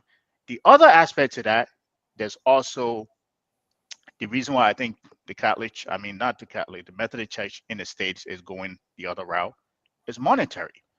In the West, we have become so circular, right? There are a lot of people who are not identifying as Christians anymore. They're moving away from the church. There's a big problem with every denomination, right? So in order to show up for that departure or that turn or that cultural shift in the church, you have to pivot. You have to bend the curve a little bit. I mean, you have to trade in some part of your values to say, okay, we never used to allow same-sex marriage, but monetarily, because a lot of people are not coming to church because of the ideology that we held so dear to, we're losing a lot of money. right? The Catholic Church, I'm not going to, I mean, the Methodist Church, I'm not going to disclose, but it is one of the most profitable, wealthiest church denomination in the States, in the world. You know, I'm happy to indirectly manage some of their funds, right? They're very wealthy, right? So that aspect of it comes into play because there's a shift. There's a shift that is happening, circular shift. People are moving away from church. So to make up for that, you have to bend the curve a little bit and allow these things. But fundamentally, I don't think this is where they want to go. But economic circumstances are pushing them to that direction. So it is okay that the Methodist Church in Africa is staying core to their values and saying this is where we want to keep it and this is where we want it to be. So I think it's just a cultural shift and also the monetary aspect as well. Thank you. Mr. CA, without a doubt, we got Christianity from the West, right? So the people who brought it to us in Africa, they are now coming and say, hey, the thing we told you that same-sex was wrong, now we are telling you same-sex is okay. Go ahead and let's ordain same-sex bishop. You have a problem with that? Oh, Dennis, I will not give you yes. I will not give you no. I will give my opinion. Okay. The whole thing about this is about values. What is the role of the church? The church, the way I understand it, is there to teach values. And what are the values? Is one of the value that you have to be of a single sexual orientation? Is that one of the teachings of the church? The church is an institution. Is that what the church has agreed to be its teaching, that there is one sexual orientation that we deem appropriate? Is the church right as an institution to teach that? Right. And it's not black and white. I mean, it's not just that simple. The other thing is that people interpretation. Yeah. So if the church teaches that, can the church enforce? Because then you have civil rights coming in. Can the church enforce some of these things on its members? The church can teach its members that this is what we think is moral. This is why we think you should conduct it. This is how you should live your life. The individual member of the church might say, okay, this is good moral the church is teaching me, I will obey. If the person sees it differently, I don't know what the church can do. Is the church going to ostracize that member, say, leave our church? Yes, the church can decide to do so. But if that member disagrees, the person can go there. I mean, because the thing is that it is said that we should not judge. It is God to judge. So do I have any other different orientation sexually, other than the traditional one? No, I do not. And, so we all have our lives and we make decisions, in as much as I may not like another person's decision, that is their life. The church role is to teach us morals. And it is our responsibility as humans to accept that those morals are good for us and to live them. So if an individual thinks otherwise, it is up to them and their God to have that conversation. So the whole thing about church trying to force people to live a certain way, it is their right, but I don't see how they can enforce it, because we know of some church leaders whose sons and daughters have different orientation. They've tried everything. All right. I know of a prominent priestly in the U.S., who is well known. This priestly child or son, or daughter, is on the other side. He tried and he has given up. What can you do about that? Are you going to disown your child because of that? Mr. C, here's what it's saying, right? Mm-hmm. They're not, the church is like hospital where all sinners just say, come as you are, right? They got to say, come as you are. But when it comes to leading, because the Bible clearly says a bishop should be a husband of one wife. Right. So things like that. So when it comes to these offices, they are defining things. They also, if you look at the Bible, according to Corinthians 6:9-11, hear what they say, that a lot of them is it, do you not know that the unrighteousness will not inherit the kingdom of God? Do not be deceived, neither fornicators, nor idolaters, nor adulterers, nor homosexuals, nor sodomites, nor thieves, nor covetous, nor drunkards, nor revilers, nor extortioners will inherit the kingdom of God. And that is the Bible. Right, that's the Bible. Okay, so let ask these prelates, the pastors, the bishops, the popes, are they not guilty of any of these things? Thank you. That's the point I was right. trying to make. So what you just read there is that unlike a couple, a same-sex couple, if you are a rogue, for instance, if you can steal, right, but there is no office, there is no, how do I say it? How do you identify that this person is a rogue? When you're caught. So when you're caught, you are removed, right? But if you get married to a sin, that means, because God said, shall we continue to sin that grace abound? Definitely not. So if you steal, the understanding is you have repented. But if you are in the same-sex relationship, mean you have not repented, you are living in sin. And because of that, and you are openly declaring that this is what I'm doing. So then ask the question. Ask the question, Dennis. What about these Catholic priests? I was born in the Catholic Church. I was an altar board. I did everything there. So I know a little bit about the Catholic Church. In fact, the Catholic Church in Liberia started in my hometown of Sastan. The first church was planted in Sastan. So 99.9% of Sastan people are Catholic. That might have reduced now because of travel, right? So I tell you this much, Dennis. Most of those Catholic priests, they are not married. What they are doing, they are fornicating. I mean, in secret. But then it doesn't matter what I do in secret, but it's the same. The Bible does not tell you to do it in secret. Right. No, but God sees you. Because the thing is that we believe that the Bible is the word of God, it's the teaching of God that we need to obey. So whether or not I, as a human being, see you, God sees you. So it does not make any difference. What is open let me go to Mr. J. Victor now on same sex in the church. J. Victor. Hey, this is the first time I've seen you so quiet. Yeah, I'm a Catholic, and so I'm listening to my colleagues describe the teaching of the Catholic Church. But I tell you this, Dennis, I think the points that all of you are making are pretty relevant. First of all, I think you said, judge not. I believe it's Matthew. Judge not, least ye be judged. And Anthony is asking, of all the things you listed, how many of us, have not fallen? What did Christ say? He who is without sin, right, cast the first stone. The church is a business. All right, Gabriel just indicated how wealthy, it's a business. Church leaders are making strategic decisions to maintain the flock and as well as maintain the books. The piece you dropped in the chat room there is a clear indication of how congregations throughout almost all the religions or denominations have fallen off the cliff so much.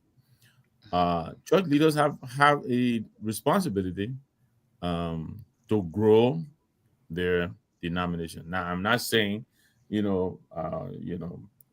go without, any qualification, but yes, church really is for all comers. You come to the church, they pray for you and forgive you and go on. I know you're asking about leadership in the church, but again, who are we to judge? I believe that whatever I do, whatever you do, is between you and your God. As to whether I will knowingly accept you as a homosexual. Look, everybody is evolving. Even the word is evolving. The Bible itself is evolving. Otherwise, we wouldn't have the King James Version. And I'm sure over time, again, the Bible is going to evolve. The Catholic Church is evolving. The Catholic Church is at a place now where clergy now are almost ostracize you anymore here. exactly are becoming accepted. I think the Episcopal Church is already ahead of that curveball. I think they're not in 2003. I think 2012. They made some decisions that now allow this to happen. Now, So is God conforming? God's words never conforms. He never conforms. humans are evolving. And we are making the Bible, or we are making God to say you got to move with time, else you'll be obsolete. I don't know if that's what we are saying, as much as our understanding of even certain passages in the Bible is evolving. But quickly, let me say this about the Methodist Church in Liberia, right? As Gabriel indicated, the Universal Methodist Church is very wealthy, and so they maintain these affiliates, these other churches throughout the country. Unfortunately, the United States Methodist Church, which is the richest, I believe, among them all, has already gotten to that point where they are now considering welcoming LGBTQs into their fold. Liberia, the turmoil that Bishop Quire is facing is that he stands to lose financial support if Liberia is decoupled from the Universal Methodist Church, which is their major supporter, financial supporter. So they have to decide whether they will stay with the Universal Church and adapt this regionalization which they're fighting so much, or stay with our Liberian local congregation and lose that support. I think that's where the catch-22 is. Elvis, Africa has already decoupled. Yeah, and that's the big deal now. Elvis, I was reading somewhere and they say, in New Mexico, this guy visited a museum, and there are some religions, some of them 1,000 years ago, that are now obsolete. Because those religions, let's say you had the god of drought, because people were, the whole problem with religion is it comes to answer the questions that we are faced with as human beings. So when people were faced with the question of drought, for instance, they have God or religion along those lines. When technology improved and we have modern methods of irrigation and all that, and so drought was no longer an issue, that religion became obsolete, right? So in Africa, where we pray when we are sick because we don't have hospital. I met people who say, I don't take chloroquine, I take prayer queen. So no insurance. Now when you come to the United States, you have insurance. So when you are sick, you do you check up, you do all these different things, right? Money, food is not an issue. We used to pray. We used to, you cover your food. You have no food, but have faith. If your faith is as small as the mustard seed, you can say to that mountain, be removed and be cast into the sea, and they will obey. So we used to cover the food and set it on the fire and say, I declare that there will be rice in that pot. Now we are working, and so we don't have those kind of challenges, and so we don't pray in that direction. So if things continue this way, and will we come to a point of not needing the God of the Bible? I knew that way you're going to. I knew that way you're going to, Mr. John. And is that what we are saying? Because right now, church membership is declining. All religion, there's a big decline because the people do not see the need anymore. We have financial aid, so we are not praying for tuition. We have insurance, so we are not praying for headache. We just take the medication, right? Okay. As a Baptist, let me say this. The word of God is being fulfilled right before our own eyes, and we're blind to it. I'll use the book of Matthew again here that Mr. Nambo used. I think it says there's a wide road that leads to destruction and a narrow path that leads to salvation. And the church as a whole, is supposed to be governed by the Bible. That's the doctrine of which is, that's the church should be governed by. And the Bible is quite exclusionary for certain people, certain sinners, and God can save you in your sin and wash you clean and give you grace and mercy. But when it comes to pastors and people who are leaders of the church being openly homosexual, I disagree with that fact, because I think the Bible that governs the church, the holy book that governs the church, is what the church is supposed to be led by. And the book exclusively and specifically and explicitly said that homosexuality is not allowed in the church, Right. let alone So for is somebody stealing, who is a so is murder, so is lying, so is gossiping. right. I'm saying this now to tell you that if we try to conform, right, then we're going to into the wider road that leads to destruction. The people that go to heaven are going to be very small in number, like the Bible says. It's a narrow road, a narrow path. So the vast majority of people are not going to be steadfast. They're not going to be on that narrow road. They're going to want to, So if you as a person wants to join a club, think about churches as a club. And if that club doesn't align with your value and your lifestyle when you join that club, most likely you say no. If you're a homosexual person and you look at your Bible and your Bible tells you that this is an abomination, when you think that this is the right place for you to fellowship, in your mind you will say no, it doesn't align with who I am. It will be a contradiction. It will be a deceive to my own self to join an organization that specifically excludes me and my lifestyle. So this is not the Bible excluding people. It's people who are living contrary to what the Bible said. Wants to forcefully include himself in an organization that has explicitly excluded them. When it comes to government, on the government side, I'm always in favor of it because I think government should protect the right of every citizen. This is not a church. It's not something about morality. If anybody is gay or lesbian or whatever, they should have the same rights as a straight person when it comes to the government. But church is private. It's a private entity. It's a private club that has a certain rule that is governed by a certain Bible and a certain dogma that you as a person can willfully choose to include yourself in. And if it goes, if you are antithetical to what that Bible or that book is preaching or advocating, then it's not a social club for you. It's not a place that you want to be. Evis, the church does Right. not exclude anyone from getting the church. Jesus said, "Come as you are." Though your sin may be as black as charcoal, they can be as red as crimson, they can be made white as snow, right? So the Bible does not exclude anybody. Anybody can come to the church. You just read a passage that said that those people will not inherit the kingdom, right? The Right. kingdom is not for them. So But- if you want but to not the fellowship, church. So what I'm is the saying kingdom? this. So what I'm is the saying kingdom this. of God? Let me One say second. this.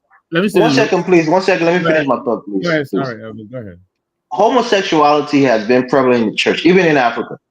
Right. Most of the time, what you find is in the choir section. You see these flamboyant choir director who is twisting and turning. Most people know that this person is probably, as we're saying in America, a little zesty, and they're twitching and turning and doing all kinds of things. And people know that, but nobody goes out there and tell you can't be in the church because you're gay. But I think what's going on here is it's an official statement that this church is going to make to accept. And the church is on authority from the Bible. The Bible, and these people are supposed to be authority who are led by the Bible. If they come up and contradict the Bible, I think that's a spit in Christian, in the spit of the face of Christendom. So if people just see people being fornicating in the church, people committing adultery, that's their personal stance. The church is not endorsing it. But if the church come up as a authoritative body and say that we endorse same-sex marriage, that is antithetical, then that goes against the book that's supposed to guide the church. And I think that's where the confusion is coming.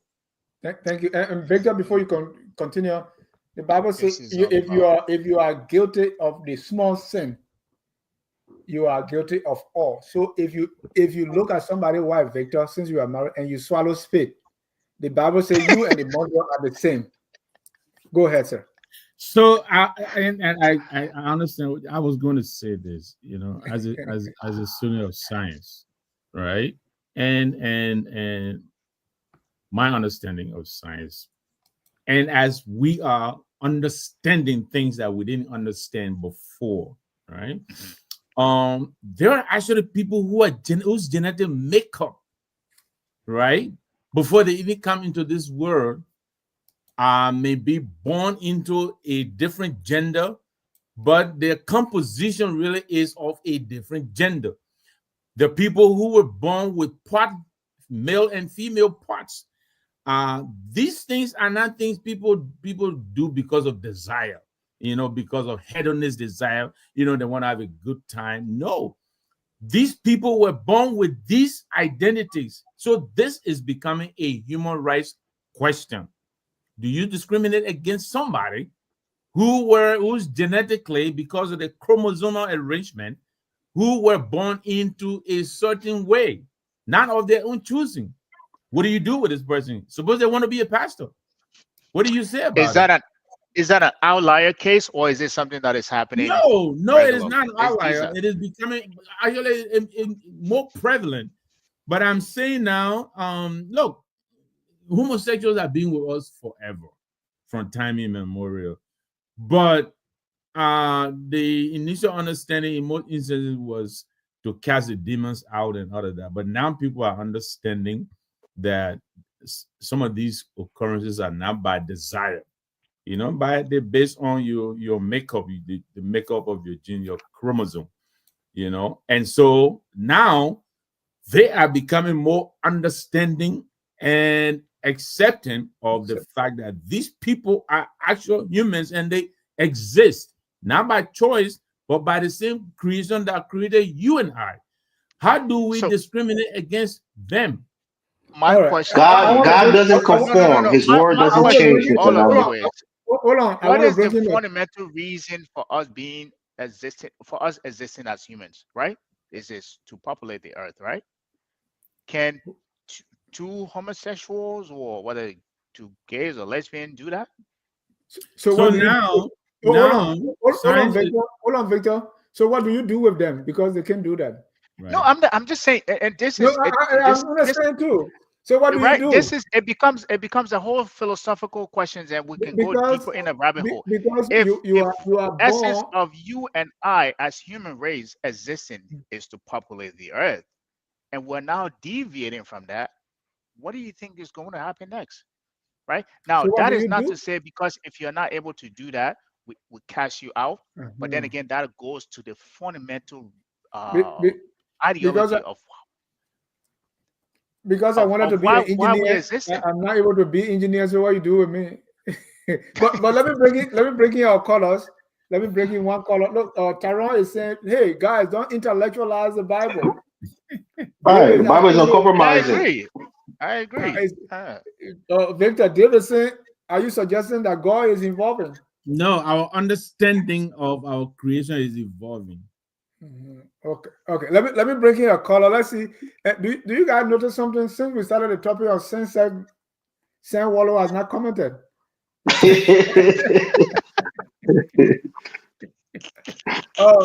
Mr. Hassan Connor, I want to hear you on this topic, man. Yeah, that is good topics tonight. Thanks for taking my call. Let me start with the last thing first that I was just listening to. I mean, as far as this same-sex thing and stuff like that, how I look at it, there's multiple ways, right? I feel like it's an evolution thing that I always say that we're living in the future, so these things it's becoming more normal for us, right? Compared to when you first come out of Africa and you see these things and stuff, you'd be uptight and you resent it. But later on, when you start to conform to the society and understand these things, right, your mentality starts to change, right? So the people in Africa are still living in the past and stuff when it comes to that. And I feel like those people, like how you call it, said it on the show earlier, those people are always been part of our society. We have just ostracized them. So I think it's time. I think we have reached this point in our evolutionary process where we're starting to accept them and understand them more, because before they was just shunned away. Now in Africa, they're killing and burning them. They don't burn them in America no more. They don't just kill them no more. They don't just do those things anymore to them, right? So, and as far as the Bible and religion, you can use the Bible for anything. You can use the Bible to do mass murder and stuff, and there will be verses in there that will justify it. And you can also use the Bible for love. You can use the Bible for anything, right? That's how it was written. So it's just up to whoever that's interpreting and reading it at the point and see if at some point the Bible was used to justify slavery, right? But now we come to the realization that slavery was wrong. So we evolved from there, right? We evolved, we educated ourselves, and we got rid of slavery. And these people have been a part of our society, like I said, right? So I think that people now are coming to the realization and say, all right, maybe there's more. Like I said, Christianity is not the oldest religion, right?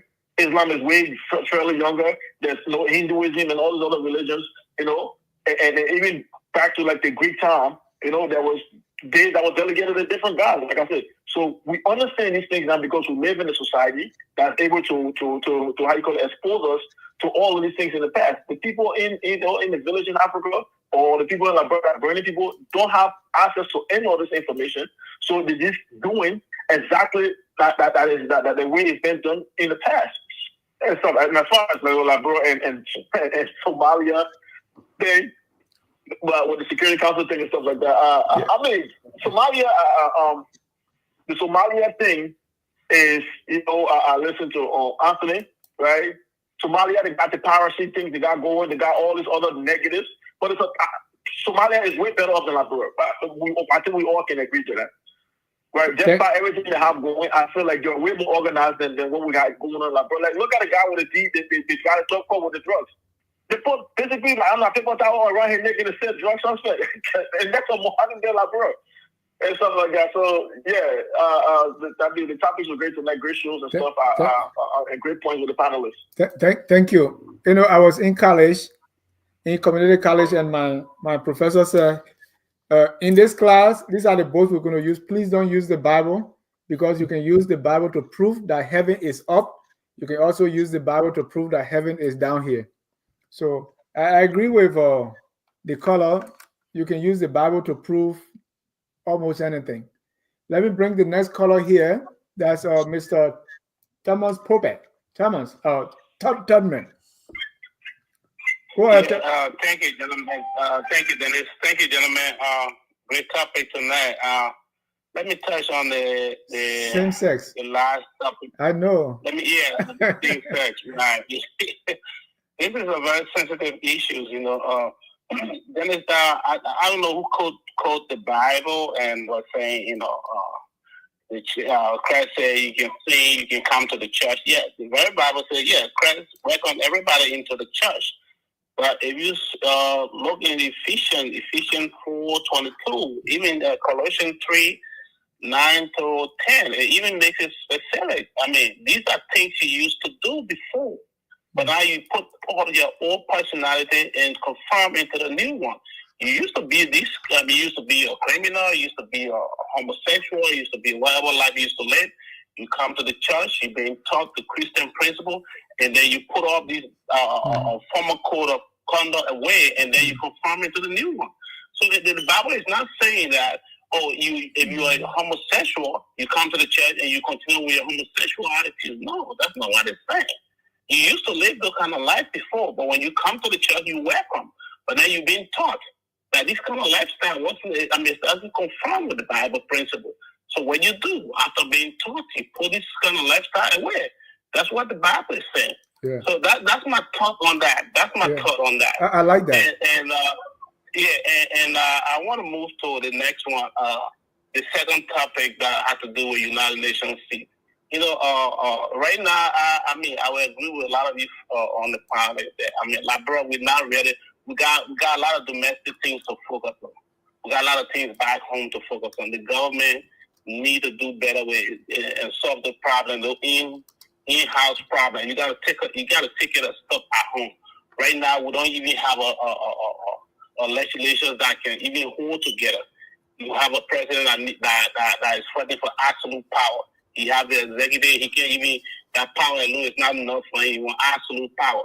So there are a lot of things. I was just listening to other media, and now we're going to be having a problem with the regional body, ECOWAS, because I think they try to recall the Liberian representative at the ECOWAS, and which of course is against the ECOWAS parliament. You see, these guys out there, they were supposed to serve 4 terms. They were supposed to serve for 4 years. Now they want to change them. You see, because these new so-called majority bar try to change these guys. It's a problem. So there are a whole lot of things going on. So right now, focusing on seat on the Security Council, it really, we need to do better. Now, to the point of corruption, we say, my own solution here, look, if you want to curtail corruption in this country, you got to start from the head. Mm-hmm. We got to start from the head. There is no joke. If we had a president that puts his foot down on corruption, people will be straightened up. That means everybody that follows suit will follow the example of that president. You cannot fight corruption from the tail. You got to start from the head. We have a leader who is really who really like to put his foot down and follow the rule of law and say, listen, my administration, we got to do better and be an example. Have a separate entity. We have a separation of power. We want to live by that. We had a jurisdiction that will function exclusively from the executive. We have the legislation that will function exclusively from the executive. I mean, if we have a leader who want to set an example, I mean, there are a lot of librarians who are in integrity. Well-named librarians that can do better. But we need to start from the head. There's no way you can fight corruption from the head. You need to start from the head. Thank you. Before I bring on the next caller, let me announce that our focus on Liberia will soon be on the radio in Monrovia, Liberia. We've been challenged for a long time, but finally we are making headways. For us to do this, and we want to start this as soon as possible, we need your help to pay for broadcasting on the local radio in Monrovia. One radio station was very generous to give us a space and say you can broadcast twice a week and pay just $200. Other people are charging up to $500 a month, but we're being charged $200. So we want you to please chip in and help us to do this. By far, no comparison, we are the best, but not being on the radio in Monrovia is a handicap. So help us get on the radio so that the good things we are saying here can get to a good number of our population. To do this, send us your money through Zelle or Cash App. The number is 651-392-6224 or $ FOL Media. Please do that today and let's be on the radio starting Tuesday. You will like it, and the people of Liberia will be blessed to have focus on Liberia broadcasting from Atlanta, Georgia. Let me get our next caller here with our 401 area code. Caller, your name and where you calling from? Yeah, hello. This is Rich Lunan from Atlanta. You said Rich Lou? Rich Lunan, Rich Lou. Oh, Rich Lunan. Go ahead, Rich Lou. Yeah, I just want to call on two things quickly. A little bit on the homosexuality thing. You know, in our culture, it's different from Western culture. There's always been homosexuality in the world. We have a different way of dealing with it. We can't take the Western way of dealing with homosexuality and bring it into our culture and expect to have a functioning culture. The LGBTQ thing. I don't think it's correct. And what is that Western way and our cultural way? Well, our culture way, you know, sometimes you look at Nigerian movies or you even look at some Nigerian traditional stuff, more so because the Nigerians have more things on YouTube. But you see some of the dancers that come up to the wedding, you would see men dressed up as women dancing, and then people would throw money at them. Now, we all know those are men dressed as women. But within that culture, they know those men are behaving different, but they still find a way to bring them in the culture and maybe give them some money and feed them or find a way to put them in the culture. So our culture have a different way of dealing with this type of behavior. We can't bring the Western culture of the drag queen or the men dressing as women, to bringing the different kind of books and pornographic materials into our culture. We're not ready for that. I mean, look at how backwards we are in our school system. Look at all the other things we're going to focus on. I don't think this is something we should be focusing on as far as LGBTQ or any of that stuff bringing in Liberia. We have way more important things to focus on, respectfully. And I thank you for taking my call. Thank you so much, Richlo. I Where's he appreciate calling your from call. again? Atlanta? Yes. Atlanta. You have a problem with that? Rest my case.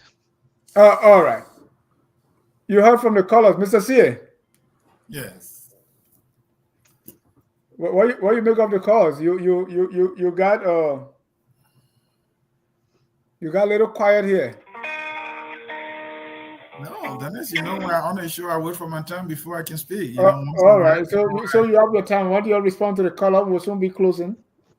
Yeah, you know, just as we all say ours, you know, the callers had their say. I have no disagreement with their views. I respect their views, and I want to thank them for their contribution.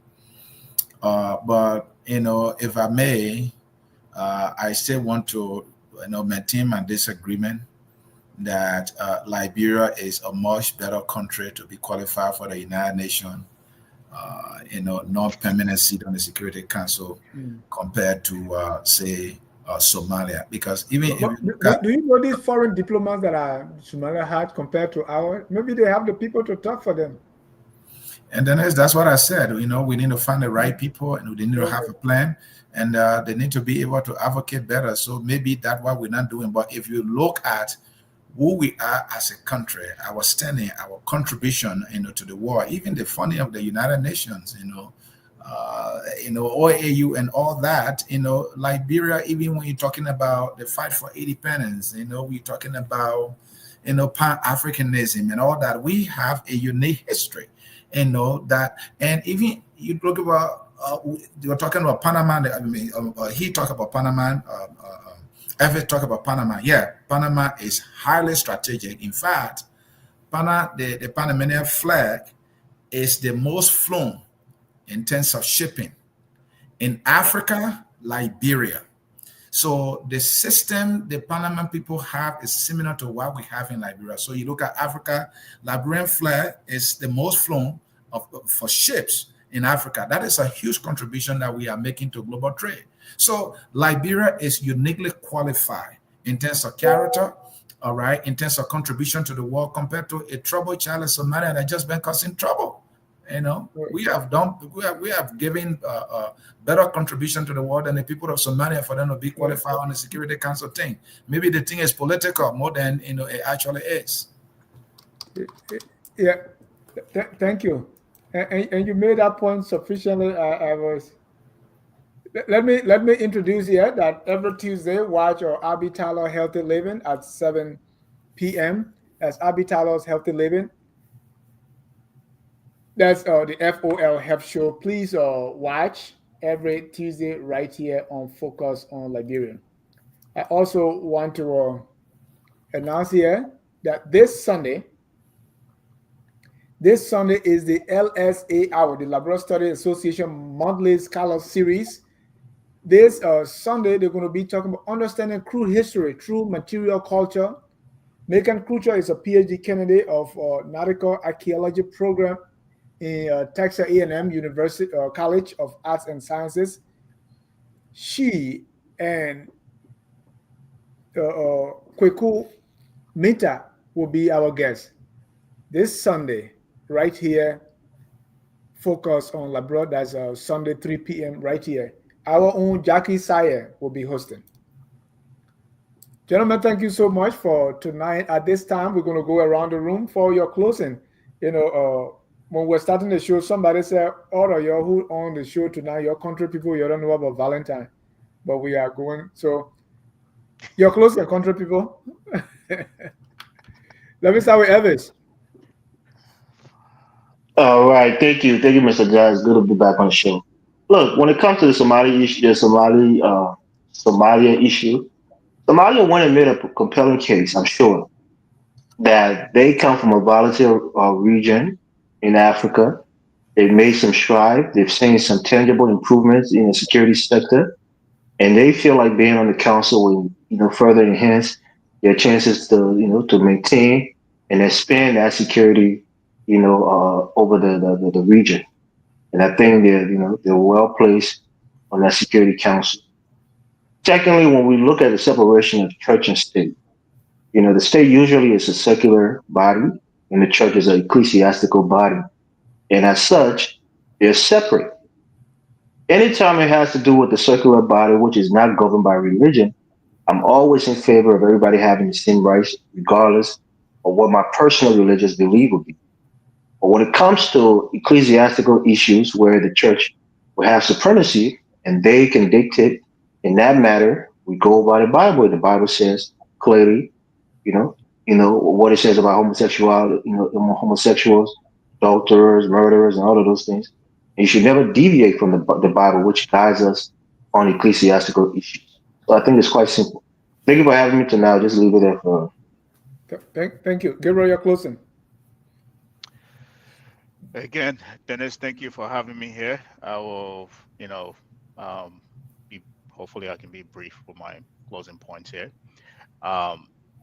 instead of talking about, I want to talk about what Liberia can do to be, before she can get, at least try to apply for a seat on the UN Security Council, right? And I think I highlighted those earlier. She needs to demonstrate some leadership, governance in Liberia, meaning in her governance structure within the country. She needs to demonstrate leadership on security matter regionally, meaning what is happening in the ECOWAS or even in the region on the continent, right? So you have to put yourself out there. 2, you have to have a solid country economically, meaning economic stability have to exist in that country for a long period of time. 4, you have to have basically have demos. And I think not Dennis, but Sia actually alluded to this. We have the history of the AU, of the UN in the past. A lot of people talk about that history, but I think that is past glory. We cannot continue to live on that we have this history. The war has evolved ever since. So post-war, we have to put ourselves out there again. Meaning on these matters, we have to re-emerge ourselves in these matters to demonstrate ourselves. And that has to be done over a period of time, perpetually. Then you can put yourself out there, say, I have shown through evidence that I'm able to, decide on security matters. So this is why I think I will be able to demonstrate, on this council, that same level of leadership. Also, lastly, military power. We don't have that. Military power comes with economic power. The more economic power you have, gradation, that's how your military improves. We don't have that. So the fundamental thing is have a stable economy, grow your economy, and continue to put yourself out there on these security matters that are happening on the region. As far as the Catholic, I keep saying Catholic, the Methodist Church. I think this decision was just basically economic, right? There's a decline in church membership, which is subsequently shown that there's a decline in tithes and offering, and also there's a decline in endowment. The community, the LGBT, that we call it the alphabet community we talk about, those people have a lot of economic power. We may not want to talk about it, but they do have a lot of economic power. And by ostracizing them, and because of also the decline in the church membership, you're also losing endowment, you're also losing offering, which is also hurting the future sustainability of the church. So that is the fundamental reason why they decided to, allow that community to be part of leadership. I don't think it went too far with the the cultural and the dynamics, but I'm glad that the African Methodist Church were able to separate itself from there, to hold core to its value. So I'm supported them. I support them on that as well. Lastly, on boycott leadership, we've said this over and over. This is fundamental leadership flaws. You want to give a disclaimer there that you are from ANC camp? Whether I was from ANC camp or any other party, Okay. the current president has never exhibited any form of leadership. Yes, we have curtailed him and put him into power, and the same thing we have seen in his history. By the way, Sam Waller is back. He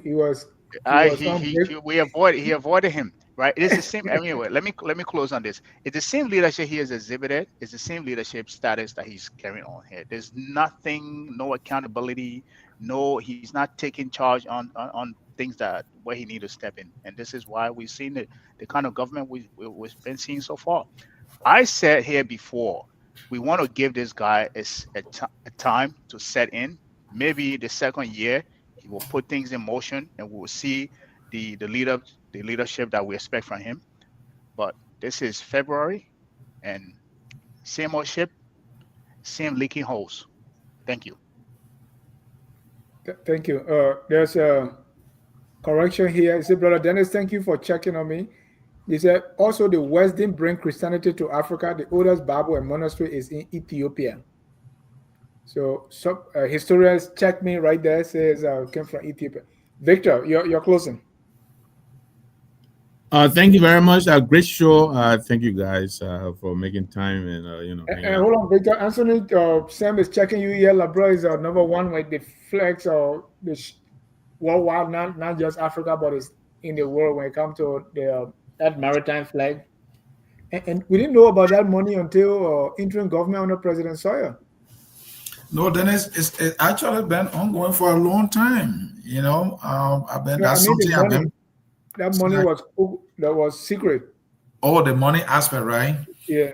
Oh, okay, yeah, that I don't know much about, but Liberia, that many ships been flying Liberia. Oh yeah. No, that I know. It's been ongoing for a long time. That is a huge, economic. The money from it, it Mhm. was on the Liberian budget before 1980. It was in the miscellaneous column.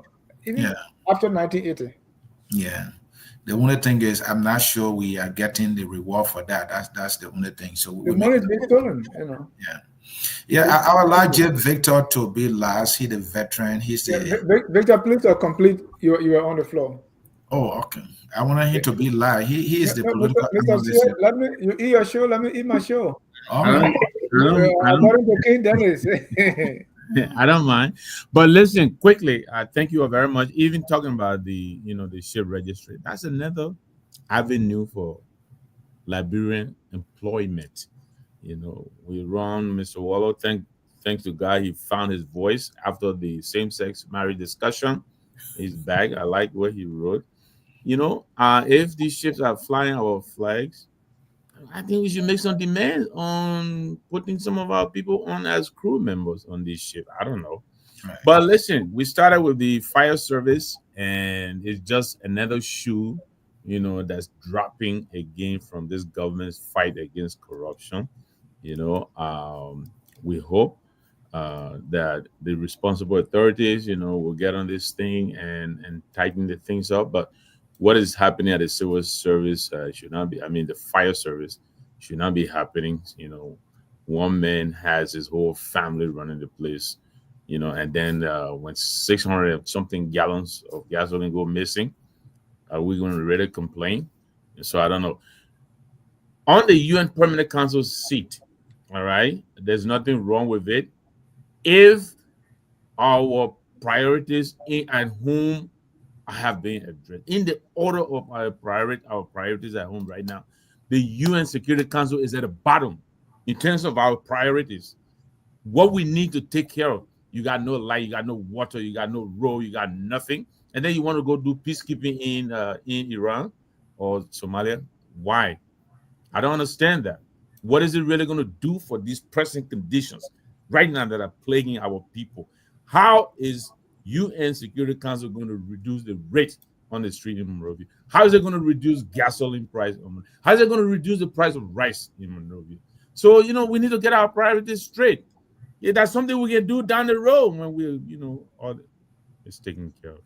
But anyway, on the homosexual question, even some of the callers, look, our way, the things we didn't understand before that our parents didn't understand them. We're understanding them now. Some of the and lack of understanding leads to fear. If you don't understand something, usually you're afraid of it. You don't know what's gonna do to you. When you and I were going to school, Pluto was a planet. Today, because of our understanding, technological development, we can now say, oh, it's a dwarf planet, not really. So there is a lot of understanding of occurrences around us that we are understanding than we did before. And so this understanding is going to open up new horizons. We just have to be ready to embrace, what is coming at us. Homosexuality, the way it was understood in our parents' time, that's not the understanding we have today. Like I indicated earlier, because of genetics and biology and chemistry and all of these things, the understanding of how this is able to happen is becoming much easier to understand. So we're evolving. We were talking, I forget the last topic, but I'm going to shut it down right here. I will leave it to Mr. Sear. We're talking, I believe, the Methodist Church and how it is, a factor in all of this. I think we addressed that very well, but it's a business decision that I believe Bishop Choir has to make. But great show tonight. Thank you very much. It was great being here. Happy Valentine's again to all, especially my dear wife, Mrs. Nambi, who has stood with me for all of 33 years and still standing. May God bless her soul. Thank you. Mr. Sia, you're closing. Mr. Norbert, congratulations. That's a great piece of history when it comes to love there to you and your dear wife. Look, Dennis, we started with scandals, yet in another government of ours. And the way I will speak about that is, what would the president lose if he fired the guy who is the Commerce Inspector General who stole degree, who bought a degree and used a dead person name to get it? Well, the president fired that person. What would the president do? The president would be setting an example. He will only gain something. We talk about LTA. We have some of the commissioner there. They're getting $3,000 for just generator, and $15,000. When that thing broke loose, that information was exposed. The government were trying to see how they could cut it down, trying to regularize salary and this, that. Where are we with that? That's a form of corruption for an individual to be carrying $15,000 and their generator $3,000. And these people are traveling and they have other allowances. The driver alone is making $700 US, while police officer is taking home about 200 or 150. That is corruption because it's unfair. What is stopping the president from making this correction in no time? What's stopping him? He will not be losing anything. He will be gaining everything. This is why he was elected for to do. I just hope the president will wake up politically and do something about this. This whole thing about suspensions is a bluff. It doesn't do anything. I saw Eugene Fagon showing his people. I declared my thing today. So you'll find something else to talk. Can you imagine? He said you'll find something else to talk. Yeah, my thing, yeah. You see the signature, yeah? He took over a year to come show up because he's on the job. He's on the job. So what was the whole thing about? Now, President has suspended these people. This is a joke. And then finally, the whole thing about the United Nations Security Council, and I'm winning the debate here on this thing. Gabriel is talking, yeah. I know I'm winning the debate when I'm winning the debate, right? Gabriel is talking about economic stability. What kind of economic stability does Somalia have to be qualified for, Security Council seat? He also talking about domestic political leadership. What kind of domestic political leadership Somalis are showing in Somalia when they are in chaos, when there's conflict all over the place, for them to be on the Security Council? Our big brother David Jab posted that, Somalia is strategic because it's closer to Middle East. That's a yardstick now. Because they're closer to Middle East, so they should be qualified. That's what it is. Are they the only country closer to the Middle East? I mean, come on, man. I don't know how you guys looking at this thing here. So my argument is that Liberia is... You're not going to rehash this argument. Just make your closing. Liberia is in a more... We're here for Friday night debate, and I'm debating the issue. All right, Liberia is in a much better position. Given what is done, Liberia has much more better democratic credentials. Let's look at Somalia democratic credentials compared to Liberia. There's no debate. Liberia will beat Somalia flat. So Liberia is far more qualified to be on that seat. Can talk about. You know what? We should make you the spokesperson for this page. Right. I really think we should do that. The war on terror. That what the West interested in is a strategic interest for them. That's why somebody. You were talking about the Commerce Inspector using dead person name to obtain a degree. What about the LACC that wrote dead person name that the person had not declared, and that dead person was perhaps one of those President Bouakai suspended? Think about that. On that one, right? This is a list that they have compiled a long time ago. They've been wasting all this time until the president got angry. So they just dump it out there. Prince Johnson Lee was on the list, and maybe other people, right? So they had that list. It was not verified again. It means they have not been meeting, because if you have a list, I'm just thinking, just a simple spreadsheet. Right. Dennis Jar, Superintendent of Sino. That's the column now. Declare yes, no. So if you don't declare, they put no. Did declare, they put a date. So if you just filter by all the no's, so has Dennis declared, you just change that no to yes and put a date. But I saw at least a name that was on that list twice too. And then look at my own friend Roger Duman, the former representative from NIBA. He was first appointed. That was the list with where two persons were appointed to Deputy Minister of Health. Yeah. His name is on the list as Deputy Minister of Health. So it means 6 or 7 months ago, since they wrote it there, they never look at it until the president asked them. I mean, at the bare minimum. Dennis, Spreadsheet. there was no Common verification. spreadsheet. There was no verification done. That's what I told you. But how many people doing it? I mean, just the clerical part. Is it just one person? And then let's think about the time they had. They had so much time. All right. And the person who was taking it to the president, didn't read it. It's just less than 500 names. You can read it. Yeah. Even if you do sorting alphabetically, when the two names together, you will see them. Yeah. Dennis, so what does it say about the integrity of even what they are? This should be an integrity institution. And the sheet they are presenting doesn't have integrity. Competence is the competence thing. And then does that mean they are not thorough? They're not doing due diligence. It speaks to professionalism, and taking the work, your job serious. Even if the president wants those names to be released, ask the president for time, to verify, so to make sure that you're not putting somebody name out there who has declared or who has not declared. The Minister of Education is saying, hey, I did declare my asset. Why do you have my name there as one of those persons who is not in compliance? You can't do that. She can take them to court for that. But again, let me close on the issue of same-sex. No, you're closed already. All right. And so be it. No, let him finish. Let him wrap up. Then you interrupted me and you brought questions. Is a JD on a shoot on there? Yeah, show up to you all week. I like to quote King Carrier. He say, "You let me, you don't let me go. Wake up me in the morning." Yes, thank you so much. Thank you so much for the debate. I want to thank our viewers for always following Focus on Liberia. Expect us on the radio in Monrovia next week, and please don't forget to give us something small. You could take a month by giving us 200. You can take 2 months, that's 400. You can take one or half month, that's $100, or you can even take a week. Anything you can afford, we'll do it.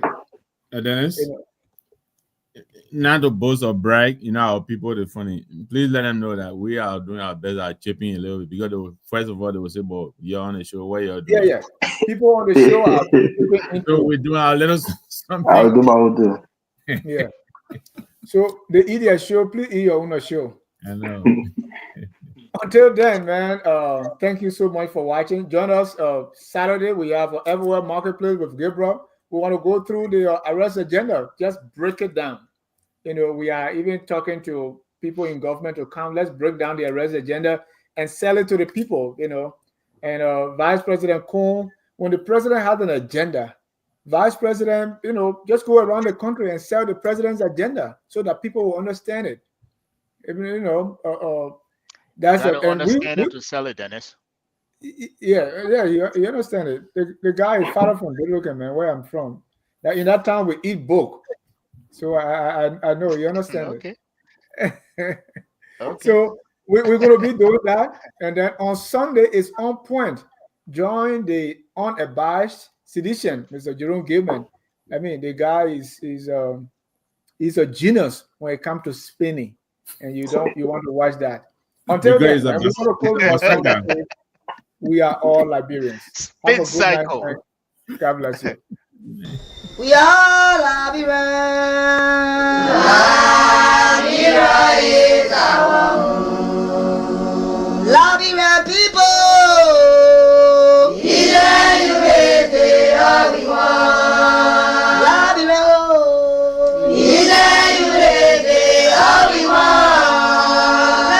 Liberia.